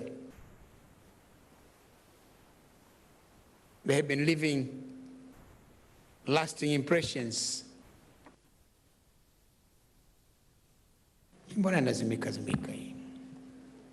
Hata sikuigusa yenyewe na haba imechoka hii. But the point I was saying, the speeches, the words of wisdom, the experience that our leaders are sharing with the young men and women of East Africa, leave lasting impressions on our young people. President Kennedy once said, examples of great men create men of the same caliber. I'm sure you guys are going to be great leaders of the continent. Of course, we are just 2 men, and not all of you will be presidents, but but at least you assume leadership in your respective areas. On behalf of the young people of East Africa, I would like to take this opportunity to thank President Uhuru Kenyatta of Kenya, the current chairman of the East African Community, President Yoweri Kaguta Museveni of Uganda, President Paul Kagame of Rwanda, President Salva Kiir of South Sudan, President Evariste Ndayishimiye of Burundi, and my own President Samia Suluhu Hassan of the United Republic of Tanzania. My humble appeal to our leaders: continue to nurture and mentor the young men and women of East Africa so that they can grow to become responsible and highly productive citizens.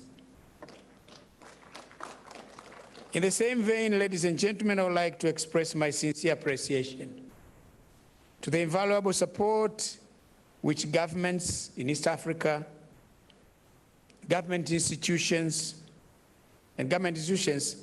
have been extending to the YouLead Summit initiative. In this regard, I would like to mention, among others, the Regional Commissioner of Arusha, John Mongera.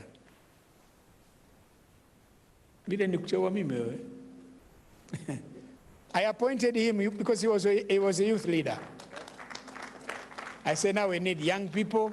I made him district commissioner. Well,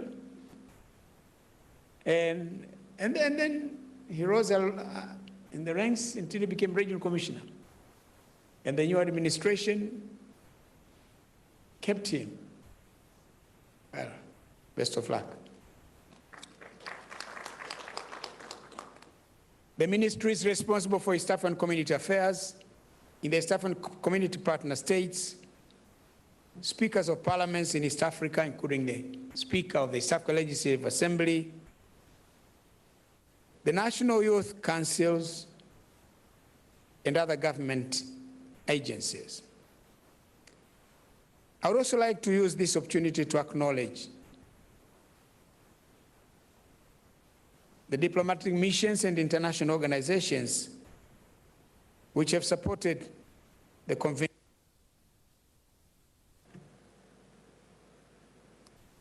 In particular, the Embassy of Germany, Embassy of Switzerland, and the European Union. Last but not least, I would like to recognize and acknowledge and thank the other non-state actors who have supported this summit. And Madam Mwakena has mentioned the whole list. It's a long list. I think it suffices to say we recognize you, we thank you for your wonderful contribution. Ladies and gentlemen, it is refreshing to see the mental and vision of the African Union and the East African community, founding fathers and heads of state being carried forward by a generation of dedicated and vibrant young people. The East African community has placed young people at the center of the integration agenda. The Secretary General has explained it better than I could do. After all, they are the majority in East Africa. Statistics put it at 65% of the population of East Africa is under 30 years old. At the continental level, the African Union Commission also has placed young people at the center of peace building, development, and governance issues through establishing the office of the African Union Youth Envoy.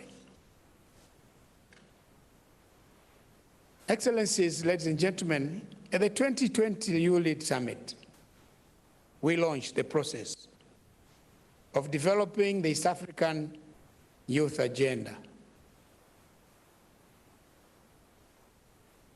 It has been a very eventful year, full of uncertainties, partly due to the COVID-19 pandemic. I'm glad, as you have already heard,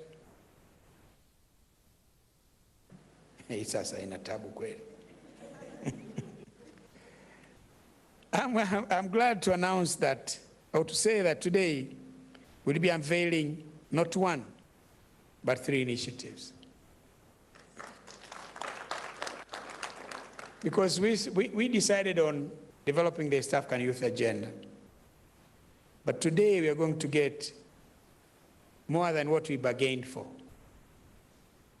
There is going to be the East African YouLead Fellowship and the Youth Governance Architecture in the East African Community report.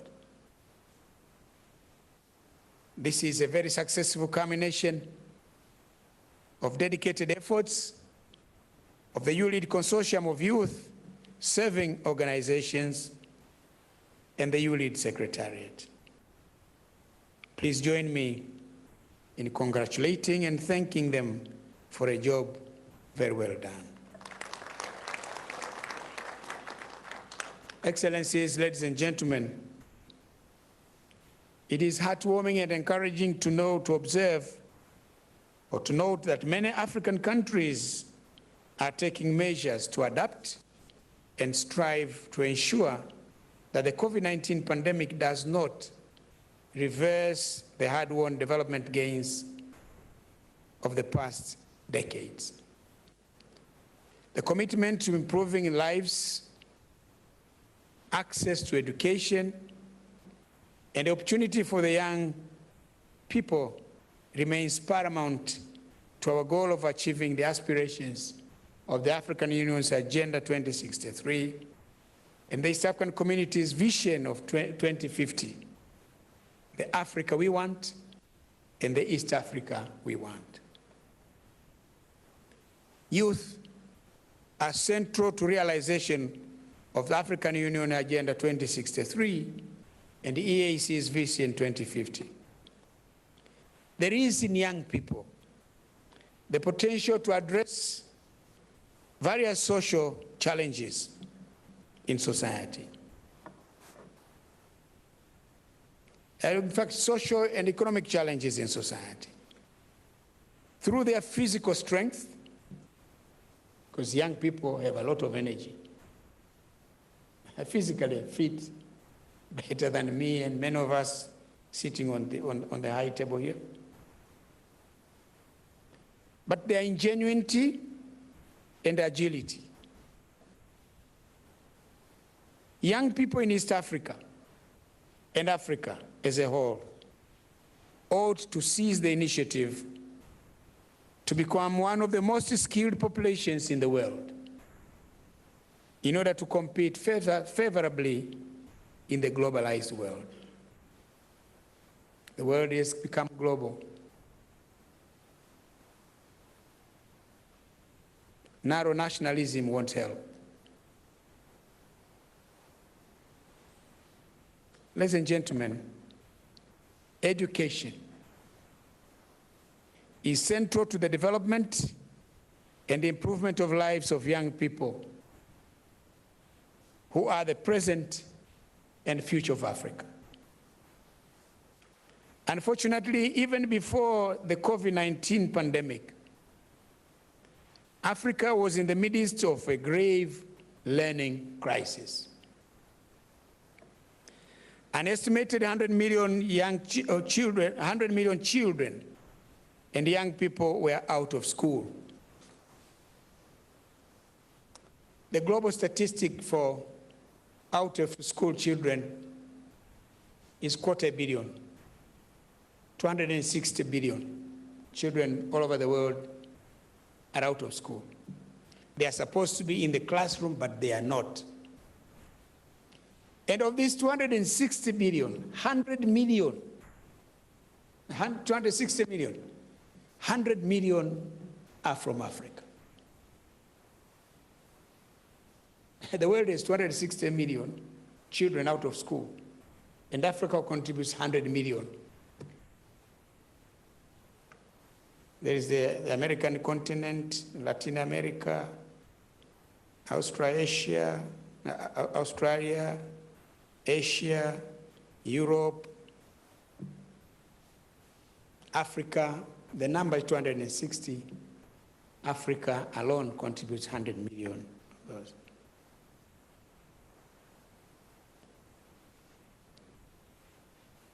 What does that mean? These young people are losing foundational skills that education provides. Young people cannot, therefore, fully participate in the social, economic, and political processes that shape their future. And when our youth miss out on gaining those skills, Africa loses out on sustained, inclusive, and equitable economic growth and development. But we need to do more than just having students into classrooms. Children and young people need to be equipped to be properly equipped to prosper in a complex world. We need to ensure that not only is every girl and boy is accessing education, but that they are also building the fundamental technical and socio-economic skills, socio-emotional skills they need to thrive in the 21st century. This is why the Global Partnership for Education, which I am the chairman, is partnering with 41 African countries to transform education systems on the continent. Together, we are working to make large-scale improvements so that no child is left out of a quality education he or she deserves, and nobody is left behind. What does transforming education systems mean? It means prioritizing access to education for the most vulnerable, girls and boys. It means building resilient education systems that can adapt to the new challenges we face. It means investing in robust education systems as a critical measure for the success of the African Continental Free Trade Agreement. We are embarking on a Continental Free Trade Agreement. If our young people are not educated, how do they benefit? Watakuwa wanachunga ng'ombe? There will be cattle herders, sometimes fighting with the farmers.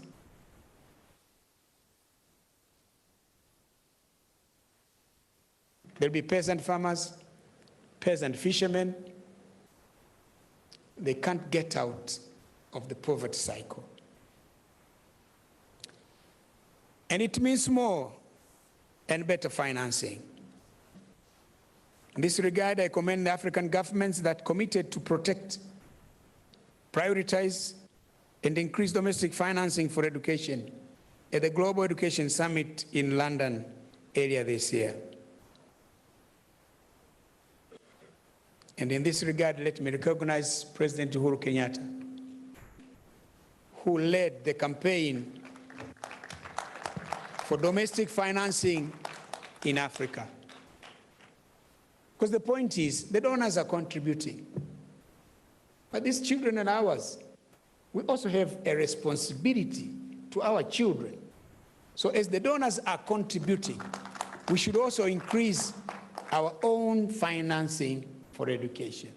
And President Uhuru Kenyatta led this because the London summit was co-sponsored by Boris Johnson, the Prime Minister of UK, and President Kenyatta. And President Kenyatta's main role, has been mobilizing domestic financing from African countries, which he did very well. So transforming education systems will not happen overnight. It will take ambitious commitments from everyone, governments, civil society, and the young people like you. We need to build education systems that work for everybody. Ladies and gentlemen, the other important thing I would like to mention is that governments have to adapt to the realities of the 21st century and foster meaningful youth participation in governance and business.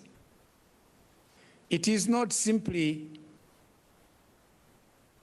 smart offer or tokenistic or decorative participation of youth, because the ideas and energy embodied in young people can only provide requisite leap in development when they are meaningfully engaged. We have young people. As I said, they have a lot of energy. They build skills. We have to engage them more productively. We have to engage them better. It's not simply a token or a decorative kind of participation.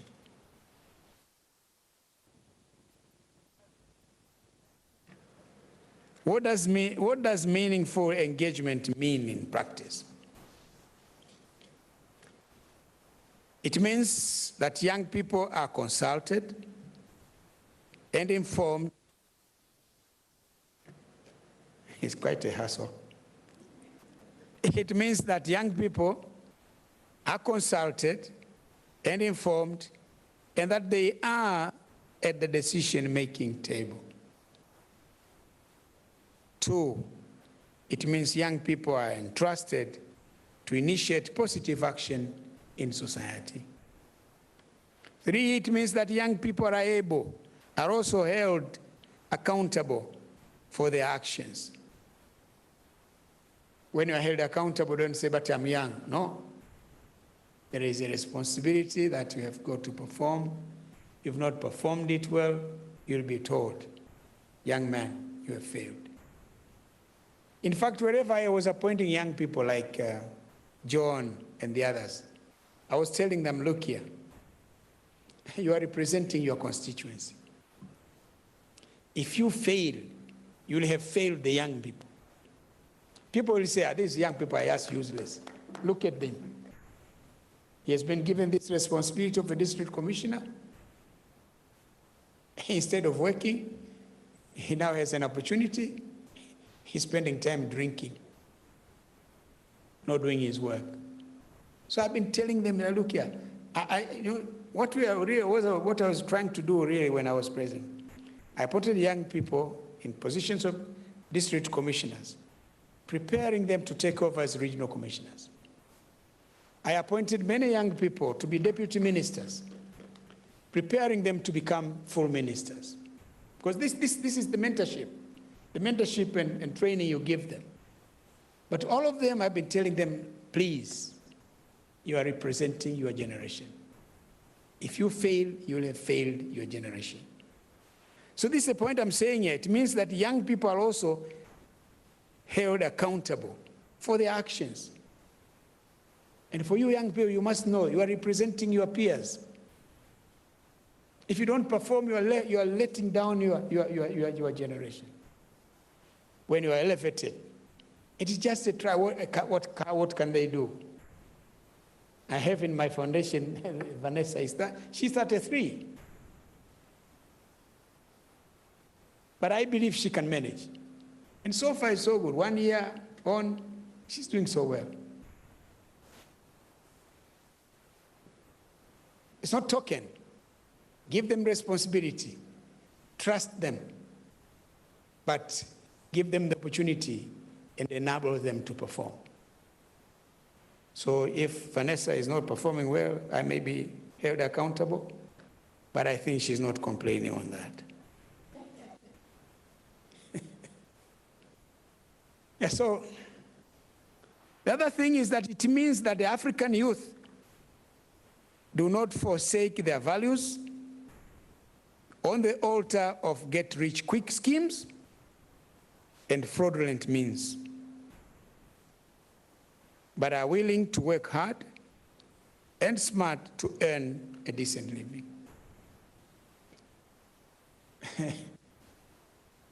Some young people are in a hurry.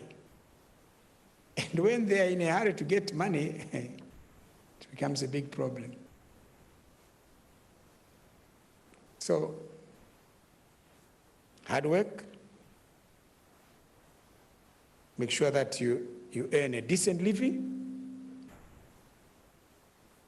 Last but not least, it also means that both the government and the private sector genuinely should support and finance youth-led businesses and initiatives. My dear friends, the young people, I have speaking engagement on, this is the first one. I'll be speaking again and again. So today, let me end here.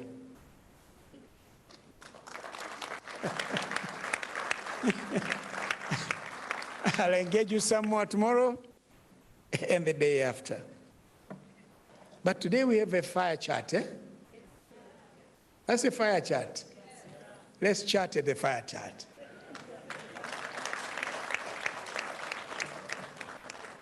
In conclusion, allow me to borrow the words of a senior brother and a long-standing friend of mine, the late Kofi Annan, when he said, and I quote, "You are never too young to lead.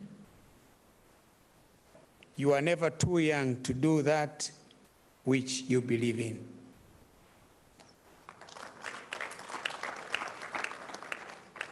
You can lead. I was appointed deputy minister at the age of 37.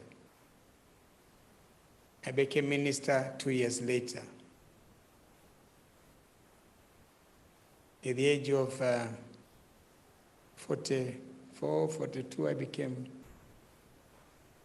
finance minister. At the age of 45, I became foreign minister. I stayed there for 10 years, I think, until I grew up. And then I became president at 55. So you are not too young to lead. You know, our founding fathers became leaders at a very young age. If they were able to become leaders at a young age and we still remember them, I think Nyerere became prime minister at the age of 39. Yeah.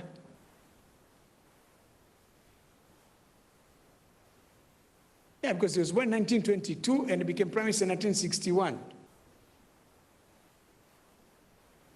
And he's been a great president. We still revere him up to this day. So that's the point here. You are not too young to lead. You only have to get the right basics, conduct yourself well, take time to read, take time to educate yourself. But if you mix life in the discourse and that, you have derailed yourself. If you choose life, partying, take that path. And the best you can do is become a musician. But if you want to lead,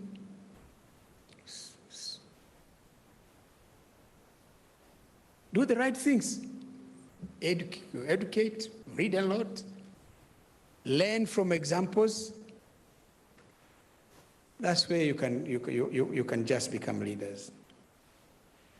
As the youth and policymakers from across Africa discuss pertinent issues throughout this week, or throughout these 4 or 5 days, they need to be as practical as possible. We keep saying that the future belongs to the young, But the present and the future belongs to the young.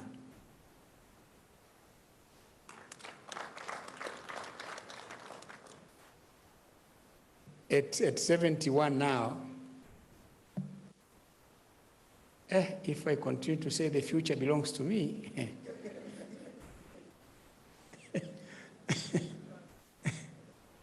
well, I'll be part of it. But definitely we now look at the younger people. Okay, younger people to take over. So you are the future, you are now the present, but also you are the future. It will only belong to you if you seize it. From what I have seen here, you young people are going to change Africa.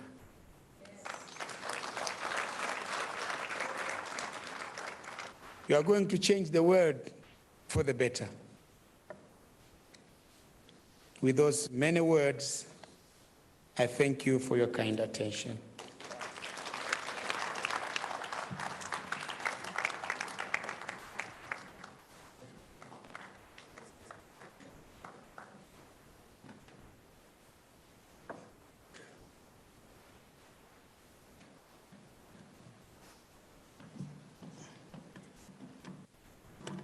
ladies and gentlemen, you'll agree with me, you have a champion. You have a champion.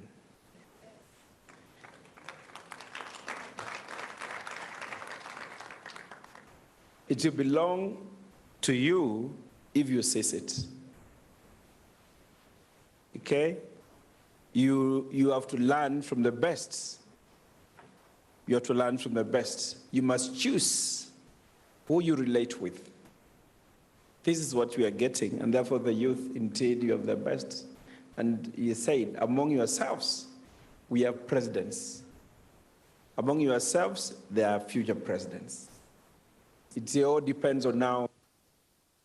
It all depends on how you relate. It all depends on how you say it. Your Excellency, I want to thank you.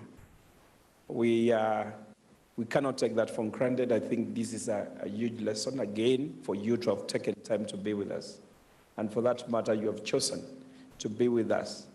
And this evening, you'll catch up with the youth over Fire Something.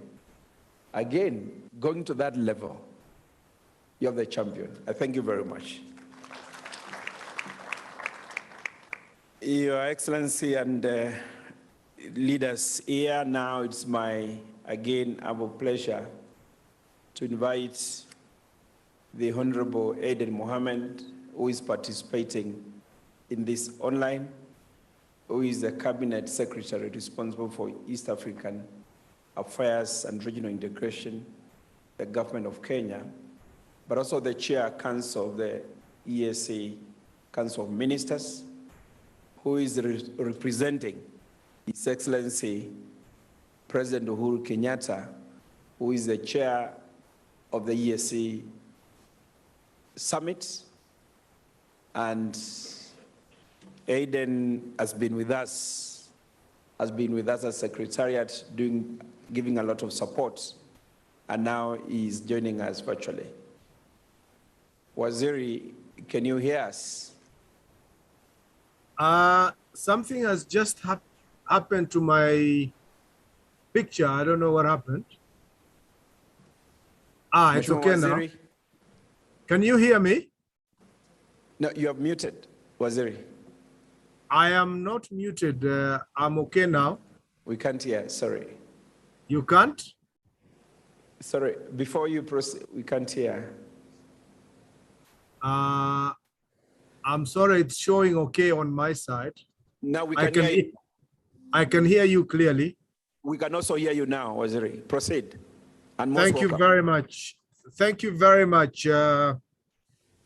First of all, Your Excellency, the former President of the United Republic of Tanzania, Honorable Jakaya Kikwete, also the patron of YouLead, the Secretary General of EAC, ambassadors and high commissioners present, Regional Commissioner for Arusha, the youth of East Africa and the Africa continent. I think the Secretary General has made sufficient introduction about me and the role that I am playing today. And without further ado, I want to read the speech of His Excellency Uhuru Kenyatta, the President of the Republic of Kenya, during this official opening of the 5th East African Youth Leadership Summit, YouLead, on 8th November 2021. And here it goes. It is wonderful to have the privilege of opening this 5th East African Youth Leadership Summit, popularly known as the YouLead Summit.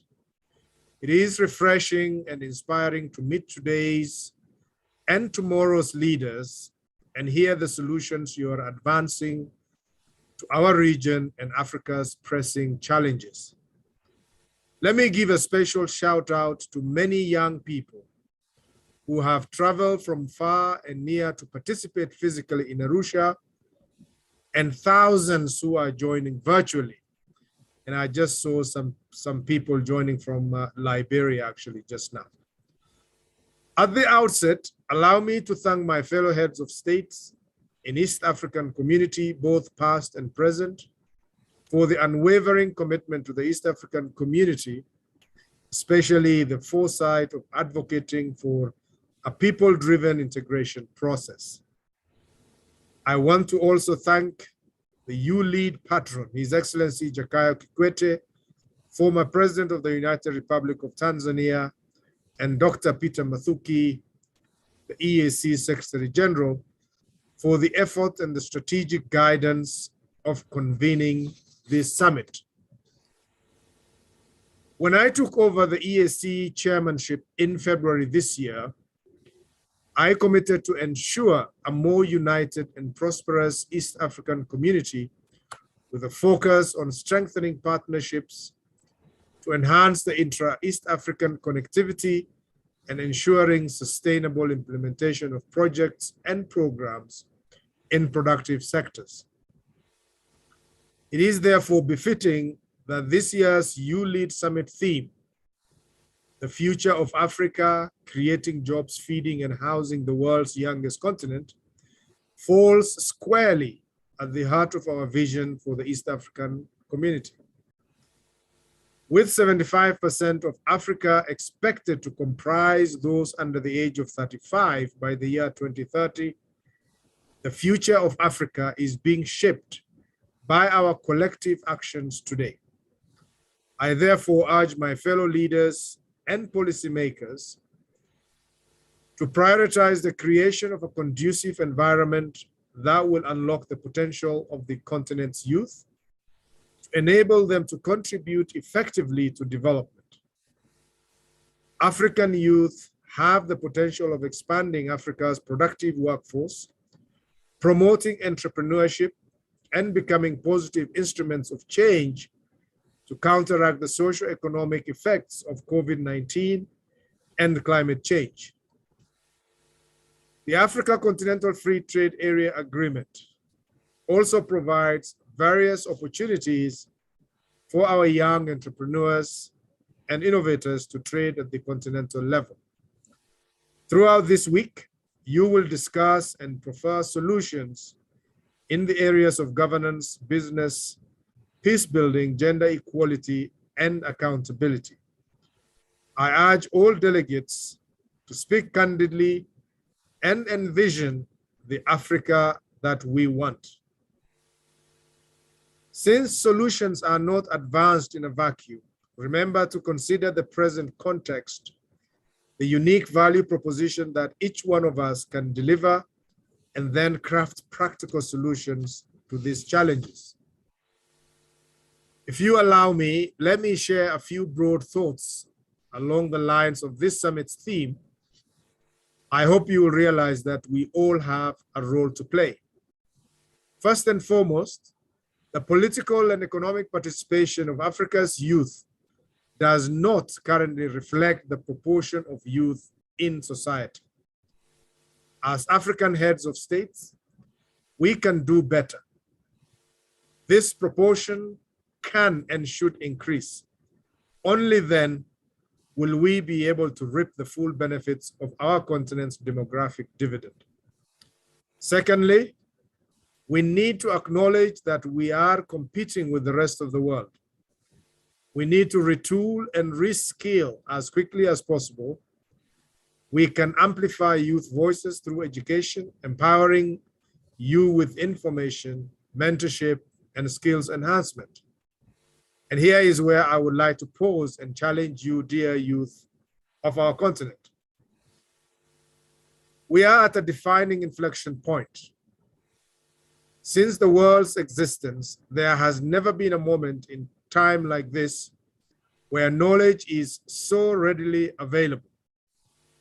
Do not therefore waste all your precious internet bundles dwelling on online content that will not add to your skills and expertise. Development pundits have always posited that the fourth industrial revolution may help to tackle the socio-economic and environmental challenges of the African continent. Nevertheless, this can only be achieved with the right policy environment and contextual adoption of new technologies. We need you, the youth of Africa, to be at the forefront of cutting-edge technologies and advising us on what will work best in our countries. This ties in with my last point, which is diligence. Always strive to be the best in what you do. Become the best prepared person in the room, always on top of your material, your craft, or your trade. And since leadership requires collective effort, work methodically and patiently through a problem, splitting it into various parts, remembering the diversities and nuances that may not be apparent at first glance. Ladies and gentlemen, honorable members, with this many remarks, allow me to declare the 5th East Africa Youth Leadership Summit officially open. Asanteni sana. Thank you very much, ladies and gentlemen.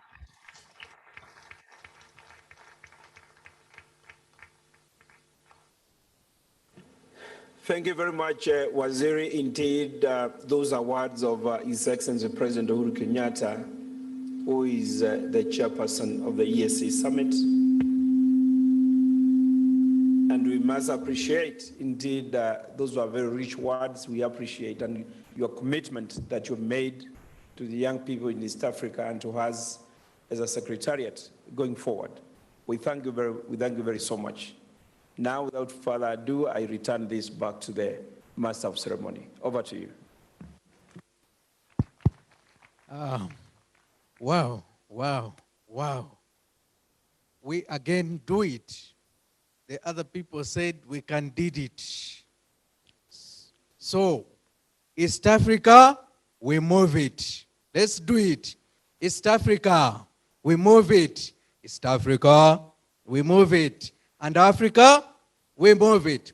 By the way, I made a blunder at the start. We have delegates from all over Africa. I may not have the chance to mention by country and name, but those who are non-East African delegates for 2021 YouLead Summit, please, will you be kind and stand up wherever you are? Non-East African delegates, please, please, please, please, please, please, please, please, please. Thank you so much for making the vision of becoming a One Young Africa a reality this week. You may sit again. Now, because we've been seated for a while, I might be tempted to invite Franklin again, but as he prepares, we said in the beginning that we are indeed not just a summit. We have a whole lot of work that we do from January to October, and then we climax our year of work with the YouLead Summit. And therefore, in the order that we announced earlier, and again, don't forget, before I forget, the fireside chat with His Excellency.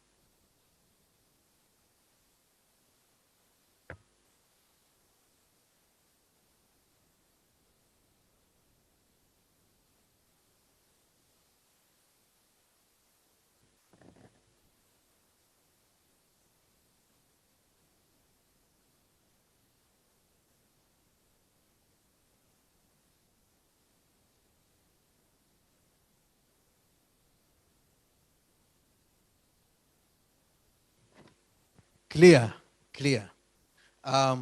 So, without again taking a lot of time, I might imagine that the tech team might need a few minutes to prepare. So I think Franklin can make us stand up a bit. Franklin and team, if you are near, you can make us stand up a bit. Then I will invite, first of all, immediately after, I will invite Ms. Ange and Mr. Sebastian to unveil the East African Youth Agenda. But Franklin and team, please come and make us stand again.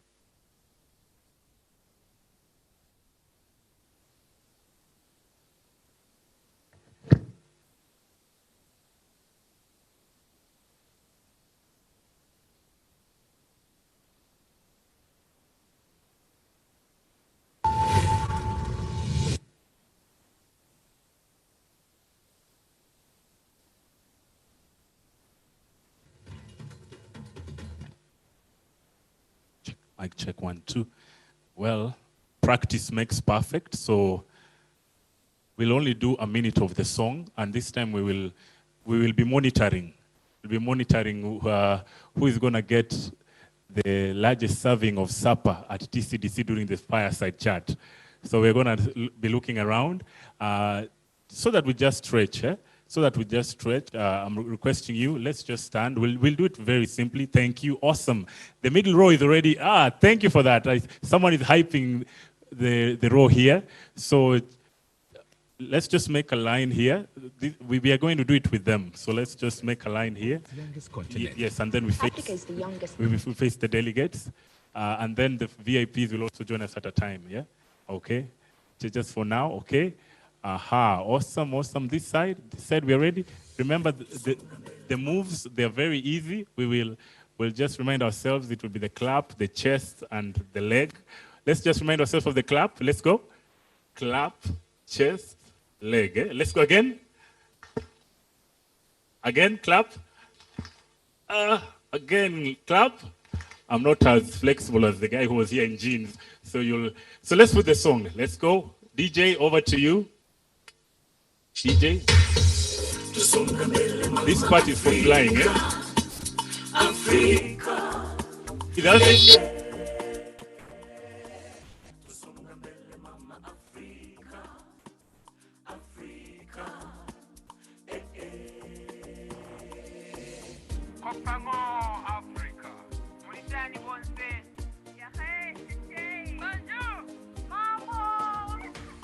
Country to country, yeah, we gotta work together. We are leaders now, aiming high for the better.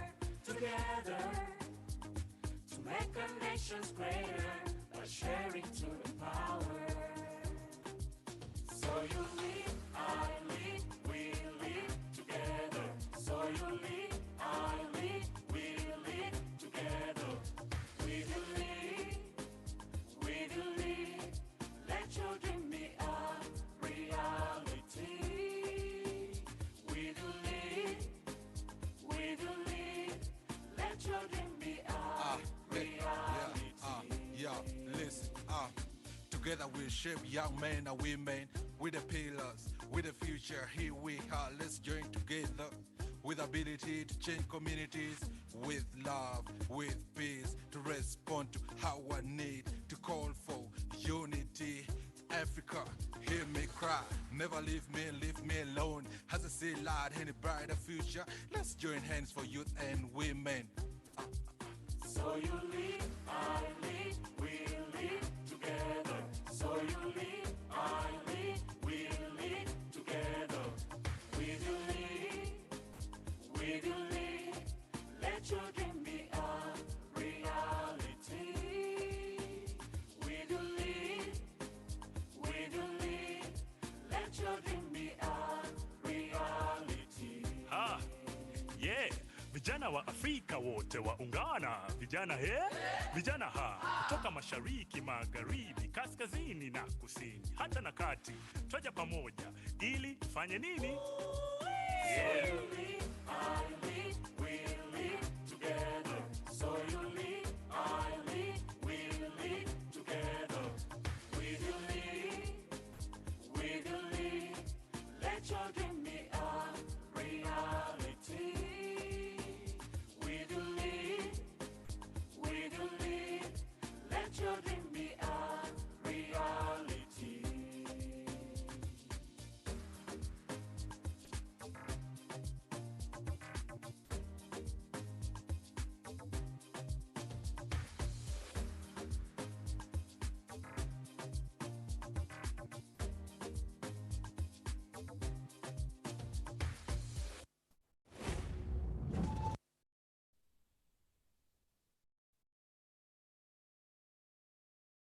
Yeah, so, okay, so youth ambassadors, East African Community Youth Ambassadors, if you are somewhere, come and join us. We are going to welcome the coordinators of the East African Community Youth Ambassadors Platform. Now, I must say that these two young people, I have been working with young people as long as I was in high school. My first role as a young leader was when I was internal affairs secretary in the school council where I went. And then I became head boy or head prefect to be gender sensitive. And then I became leader of a prominent scripture union movement. And then I decided I will not go for elected positions. I'll just be a commoner. And I've been a commoner since my university school. I never went for university student leadership. But in this commonship, I have met the most amazing young leaders so far. Now, these two are one of those. I work with Ange and Sebastian almost every day. Their level of commitment, their level of intelligence, diligence, they command all these very important people, ambassadors, and they have been working on a number of priorities. I just want them to highlight them and launch one of them today. Thank you so much, Mr. Ivan Atuyambe. Also, in our ranks, we call him leadership. I want to recognize our patron, and former President of the United Republic of Tanzania, Your Excellency, the Honorable Secretary General, also our valiant leader, the dignitaries present, the One Young Africa, and it goes without saying that Ambassador General, we see you as ES Youth Ambassadors. We work, yes, we work under the Secretariat, but directly under the Political Affairs Department that is led by Mr. David Onen. And as you can see, we work with a group of people. We have the Youth Ambassador to Tanzania, Mafunda Juma, the Deputy Youth Ambassador to Kenya, Haini. Unfortunately, the Ambassador Elias who is joining us online. He was unable to be with us. Jean-Claude is from Burundi. Ruth Ogola is a former ambassador of Kenya. Masi is my deputy in Uganda. And Tony is working with Ange in Rwanda. We also have our colleague, Clemence, who is joining us live from the United States. She's doing her postgraduate study. And maybe lastly, I need to say that in the audience, we also have members of the platform. I want to recognize Mr. Jacob Eyo, who is currently the National Youth Council Chairperson of Uganda. He served as Youth Ambassador in the year 2015. Fast forward, Your Excellency, you remember last year at the summit at the ESC Secretariat, you joined us to launch the consultations for the ESC Youth Agenda. We undertook that job diligently, and we did it in a country-focused way.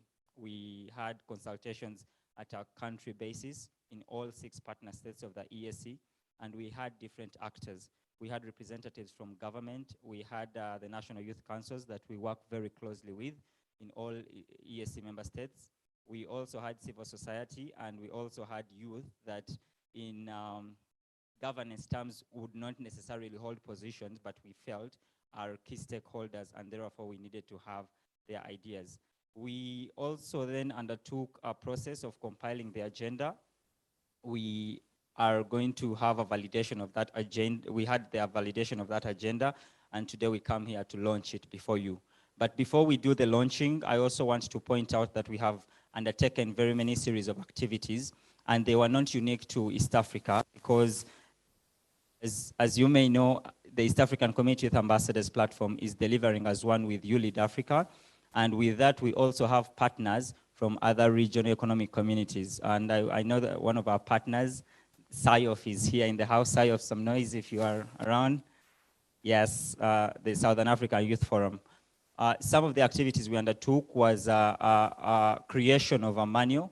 We call it the Pan-African Leadership Manual. And this creation, we partnered with the AGA Secretariat at the African Union and the COMESA Secretariat to deliver a manual that would be used to inform training for leaders of the Africa we want. We also undertook an African Youth Inclusion Accelerator project for the African Continental Free Trade Area. And I want to report to you, our patron, that the week before the summit, we had young people, the outputs of that consultation, come to Arusha for a 1-week boot camp on how to further youth participation in the African Continental Free Trade Area and Agreement. and those who are across the whole of the continent.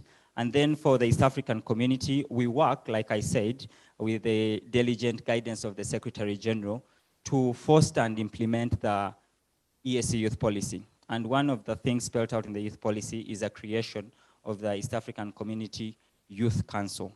So we also had a national roundtable of all the youth councils in the region to see how we can fast track that reality. And I want to say that we appreciate the support from the Secretariat, and we also support the honorable members of the National Youth Councils for always heeding to our calls and coming, even when hours do not necessitate being in office. Your Excellency, then we did this youth agenda, among very many things. And today, before we launch the agenda, I just want to say that as EAC Youth Ambassadors, we are also taking this opportunity to unveil our website. If the tech team could just scroll up, its domain is eacup.org. And it is going to be the destination where you get the agenda. So for everyone who wants a sneak peek into the agenda, that is the place you will be getting it. So we shall request that tech scrolls to the launch of the agenda, and I will maybe get guidance from Ivan on whether the patron will then trigger the launch of the agenda. Like you heard, we are a .com community, and with these COVID situations, we would rather not be launching things holding them. We shall just be triggering them remotely. All right. Our dear patron, I now would like to invite you here and trigger the launch of this youth agenda. And of course, we would appreciate that you are escorted by the Secretary General of the EAC. And our mother, we call her that, Mrs. McKenna. She has been in all the consultations we have undertaken, and almost always she says, no, this is a space for young people, and therefore let young people speak, I will observe. And I now invite our patron to trigger the launch of the EAC Youth Agenda.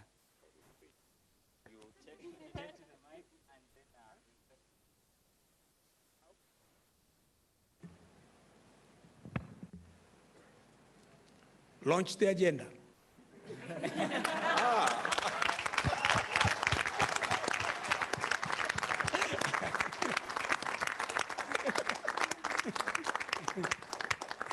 Thank you so much, Your Excellency. So, that selfie.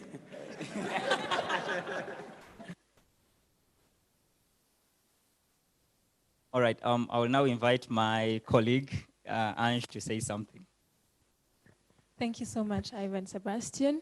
Your Excellency, Dr. Jakaya Kikwete, the former President of the Republic of Tanzania, Honorable Secretary General of EAC, Dr. Peter Mathuki. We are very, very, very honored as youth ambassadors to be standing here in front, representing the whole platform.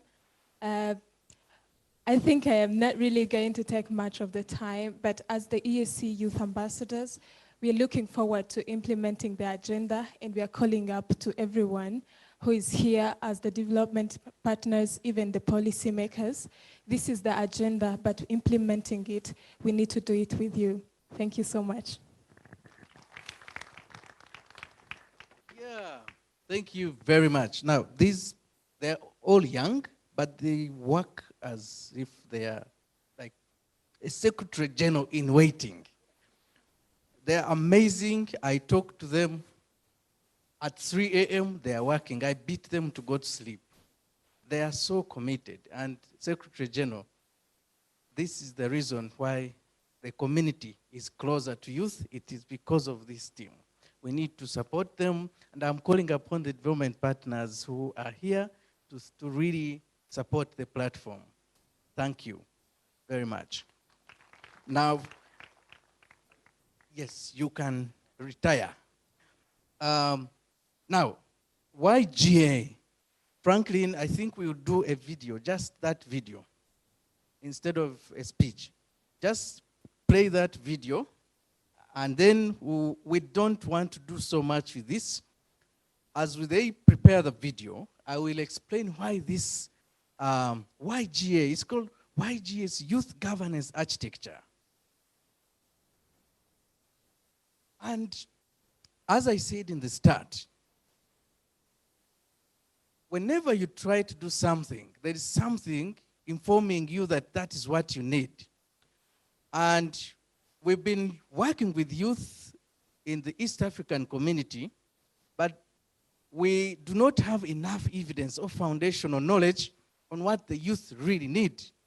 And we've launched this series of studies to inform us so we can also work with development partners on evidence-based. And this is the secret behind the YGA studies. The first one we've done is the Youth Governance Architecture Study on youth inclusion in political governance, and it's the one we are launching today. The second one, we will not launch it today, but it's Youth Governance Architecture Study on youth inclusion in economic governance.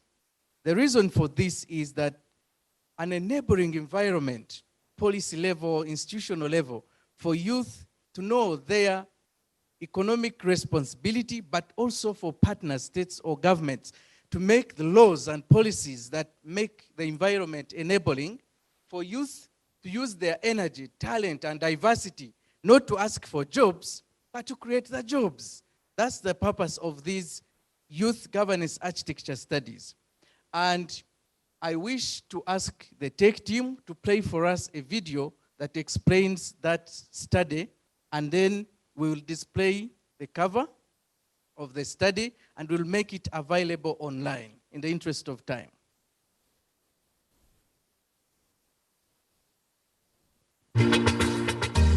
Ivan, as the head of the Leadership and Governance Academy at TCDC, and as the YouLead Program Director, you are also offering leadership for this Youth Governance Architecture study.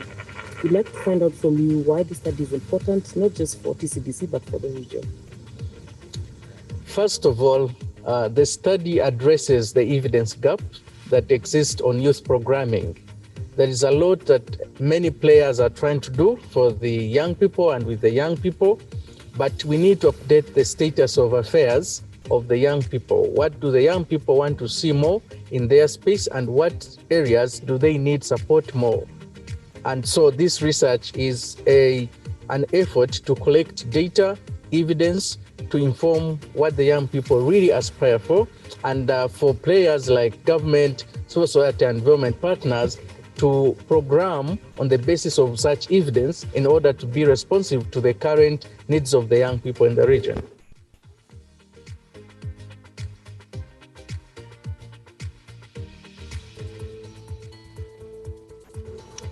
I believe that we are still trapped into a narrative seeing young people as this homogeneous group, without realizing that there is a massive difference of circumstances from 18 to 35, and then all these socioeconomic circumstances.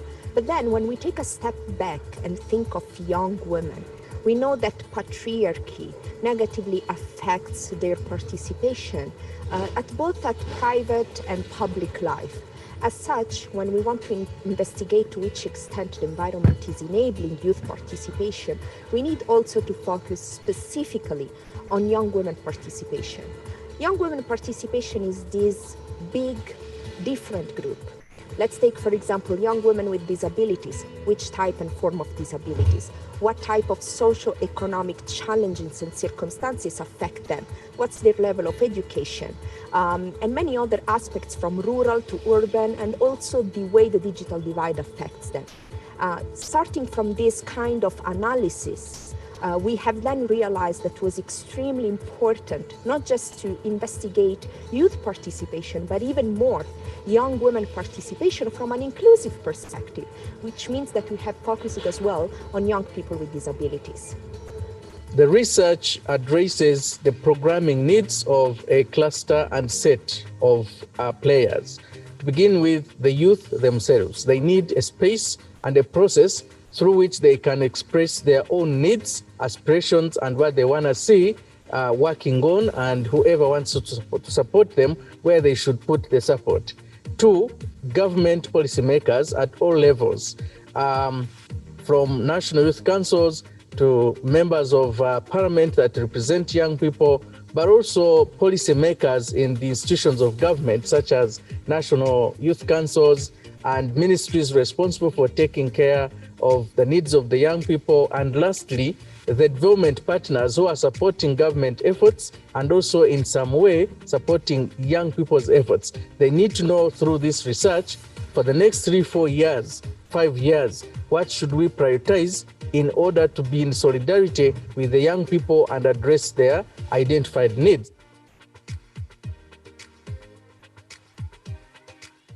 Conducting such a study, which basis is indeed inclusivity, was not easy, because inevitably we know that the 6 countries of our consideration, but more generally the continent, is affected by an evident digital divide, which means that conducting and trying an outreach to the most vulnerable was not easy. We tried with the expedient of having a cross-sectoral investigation through focus groups in each country of our interest. And although it was very interesting of having the engagement with different stakeholders, yet it was a little bit challenging in terms of investigating, collaborating, exchanging with, for example, young people with disabilities, but also different young women groups. So with the existing frameworks for youth participation in leadership and contribution to the governance of this continent, what is this unique thing we should be looking forward to from this study? The frameworks are in place, guiding what young people are, who they are, what their needs are, and what governments and other players could do to address these needs. But the frameworks lack a life. Therefore, this study goes a step further. It studies the voices, the needs, and the practice on how young people are being engaged, and addresses the gap of the distance between the frameworks and the needs of young people. If you like, this study moves the frameworks from policies to results, and this is the addition or the value add that the study brings to the very many wonderful frameworks that already exist at national level, regional level, and continental level. Obugaro.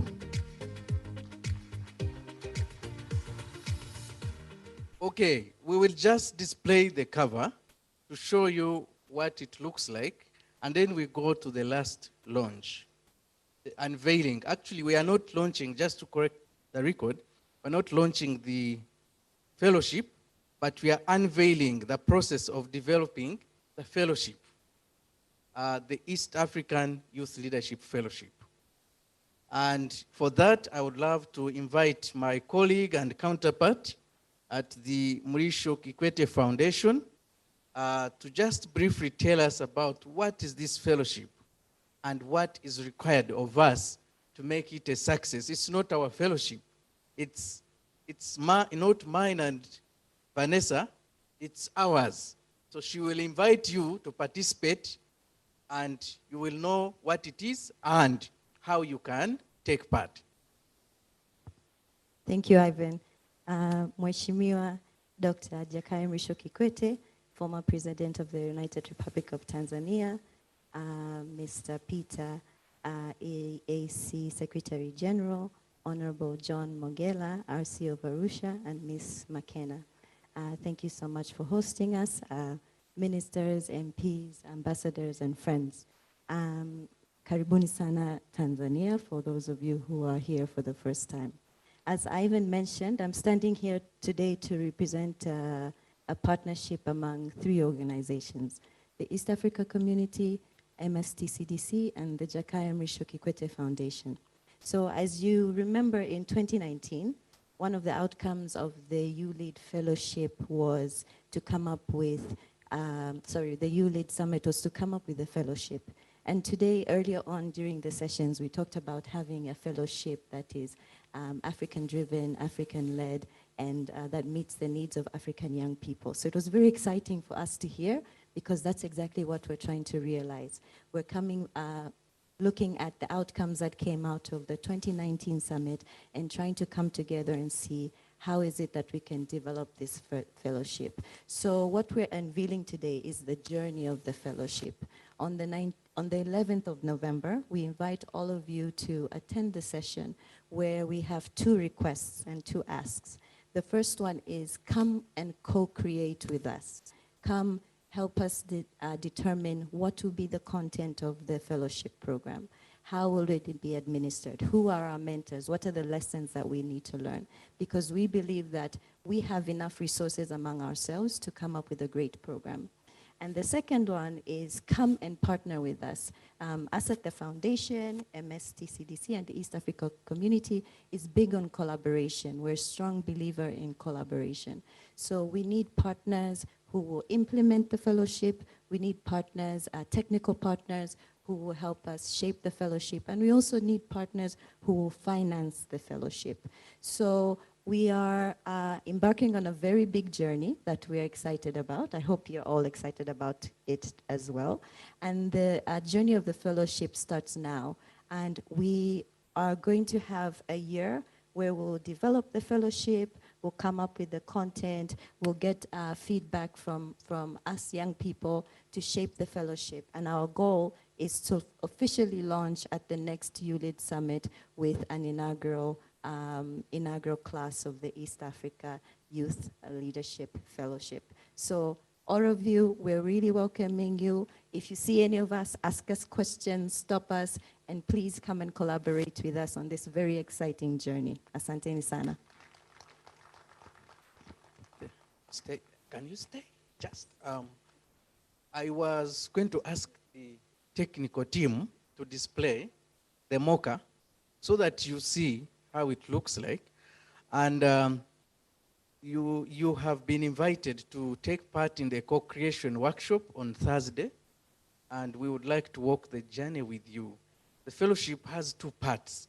The first one is skills and training, and the second one is placement and experiential learning in the institutions of the EAC. You know, that's kind of young graduates placements. And we look forward to your support, Secretary General, to make that a success. We will also be working with the East African Business Council to bring the private sector on board to take the young professionals into private sector institutions. And this is how it looks so far. If you have any other suggestions, come on Thursday, join us, and let's make the leaders for the East African community we want.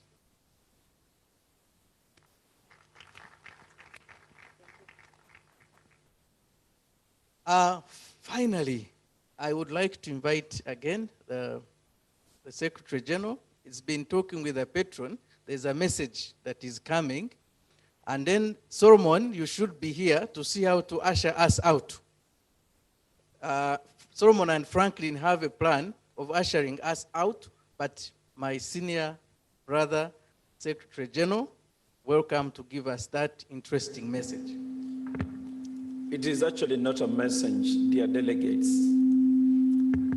It is a mentorship, because you have said mentorship, and you know I want to train the young. During summits is when critical decisions are taken. And therefore it's important going forward. When you have summits, you think of something that you'll always, declare on or decide about. And therefore, I want, on behalf of this Patron, move a motion. Because, again, this is informed by wisdom. And this motion is a motion without notice. In parliamentary terms, it's a motions without notice. But it's something that could maybe think, and if it is okay, we say those in support say aye, and those not in support say nay. And the motion follows. Given that, of course, the beautiful name that you use, and that is YouLead Summit, and given that, of course, summit, in the true meaning of it, is a one event or meeting that happens once, and indeed necessary to elevate this so that it becomes something that is continuous, this youth initiative to be always continuous, where under it there will be, of course, summit, which comes at the end of the year or maybe at a time when you decide. But in between, you'll be having so many programs and initiatives. And therefore, you may want to call or consider to change the name from YouLead Summit to possibly YouLead Forum. And this forum, it's a forum, it becomes a forum. And this is in line with the international practices. When you see the International Youth Forum, IYF, and therefore now going by those standards, and you've seen that happen at the United Nations and so forth, I'd want to move the motion that we consider to possibly amend the name YouLead Summit to YouLead Forum. And therefore, under that, there will be so many programs, and they will culminate into a summit. Because summits, it will be like a one-off event, but we want to strengthen this. I avoided and we avoided using movement so that Madam McKenna thinks it becomes very activism, so to speak. But to save ourselves from looking like we are moving toward activism, and there is nothing wrong whatsoever with that, because activism is what drives issues. And that being the case, then we strike a balance and call it a forum. So this is a motion I'm moving, dear delegates, that we consider to change the name of this very important initiative from YouLead Summit to YouLead Forum. May as many of those who are in support say aye. Aye. May as those who again say nay. Ayes have it. And therefore, that being the case, I hand over to you so that you can launch that name, Your Excellency. Now, I think let's support the Secretary General and Madam McKenna. You know, when you have the East African Youth Summit, it connotes a meeting. But when you have a forum, it connotes an institution that has continuity. So using that, when you have a forum, then after this you have that activity, they can organize another one. But as it is now, after we finish here, we are waiting for the next summit, November. Nothing goes on until the next summit.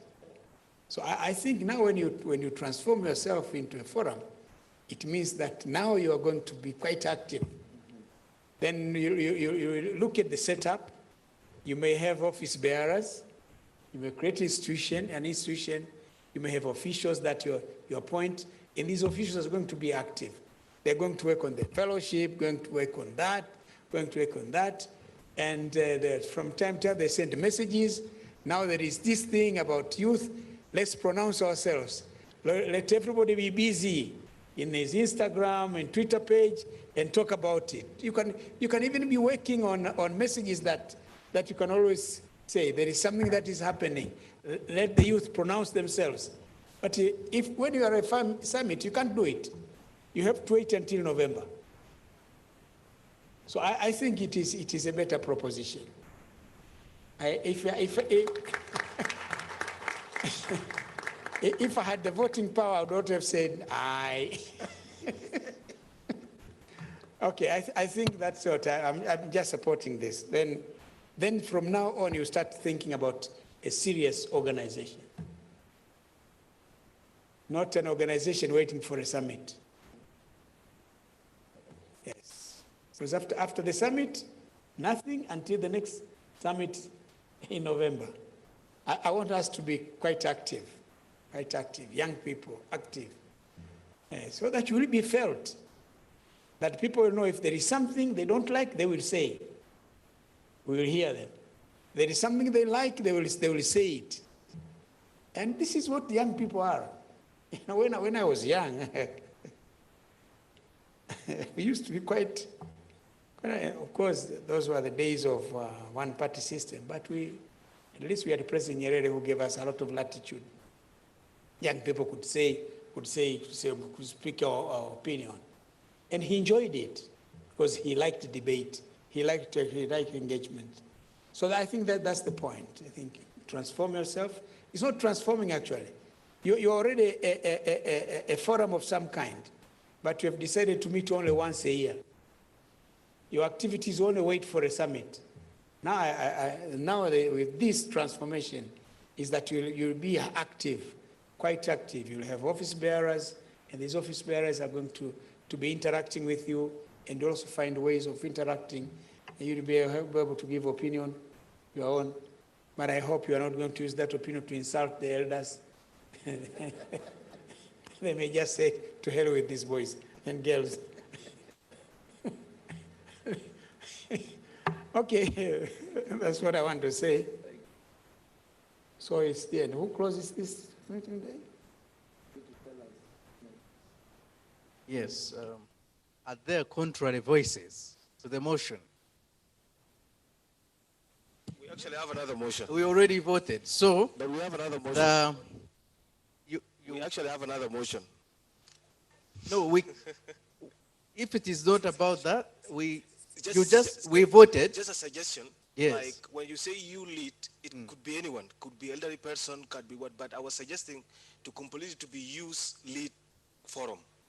Okay, we'll think about it. Thank you. That's a good suggestion. I think the meeting, the whole thing is the East African Youth Leadership Forum.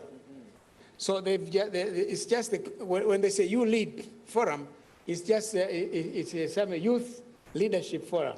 That's it. Yes. Unless you want to say instead of you lead, you say youth leadership forum. But I think you lead is a bit sexier. Yes. Hey, that's our patron. And I've had the honor of having, lunches with him, and that's how we live. Now, that conversation continues today at 19 or 20 hours? Yeah, 20 hours today. You don't want to miss this. I mean, we will be at the Training Center for Human Cooperation, beautiful campus, beautiful relaxation, and we continue to tap into the nuggets of our patron. I would like to ask that we stop there now, but there's a wonderful lady called Joy Doreen Bira. Are you here? Yes, please come. Joy Doreen Bira and Solomon Seranja are going to be leading us tomorrow in an inaugural, exciting something. And also my senior brother, the RC, him and I are working on this. It's called the Arusha Debates. We will not say much now, but I would love Doreen and Solomon to invite you tomorrow for that session, and Solomon will try to see how we get out of here. Thank you very much. Joy, welcome. Since I've been holding the mic the whole day, let me give an opportunity to my co-moderator, Joy Doreen Bira. Let's give her some love, guys. You're welcome, Joy. I didn't feel that love. I didn't feel it. Good evening, ladies and gentlemen. Good evening. Do you need tea? Or should I say shikamo? Yeah, shikamo? All right. As you heard, my name is Joy Doreen Bira, and I'm a media personality based in Nairobi, Kenya. But I'm here today, and I'm excited because, on so many occasions we talk about the role of African youth in the global space, and I think that no time is better than now for us all to play our own individual role. Forget about what the government is doing and ask ourselves, what can we do as young people to progress our own continent? And I think that there's lots of opportunity. We just need an enabling environment through our policies, right? Am I right? Am I right? So this is going to be a conversation we're going to be having tomorrow during the Arusha debates. And I believe that we all know that we are the solution to our own challenges. The world has for a long time helped Africa to solve her problems, but we still grapple with the same problems. So how can we, as young Africans, as youthful Africans, help the continent to progress?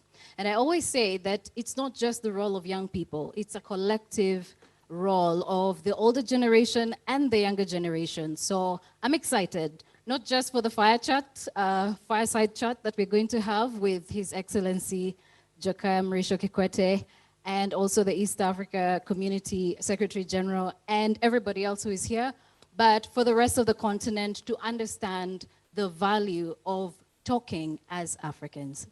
Thank you. Joy Doreen Bira, ladies and gentlemen. She didn't feel that love. Can we give her some love? Thank you. I'll tell you, Joy, I was here last year, and His Excellency left at around midnight, coming to 1.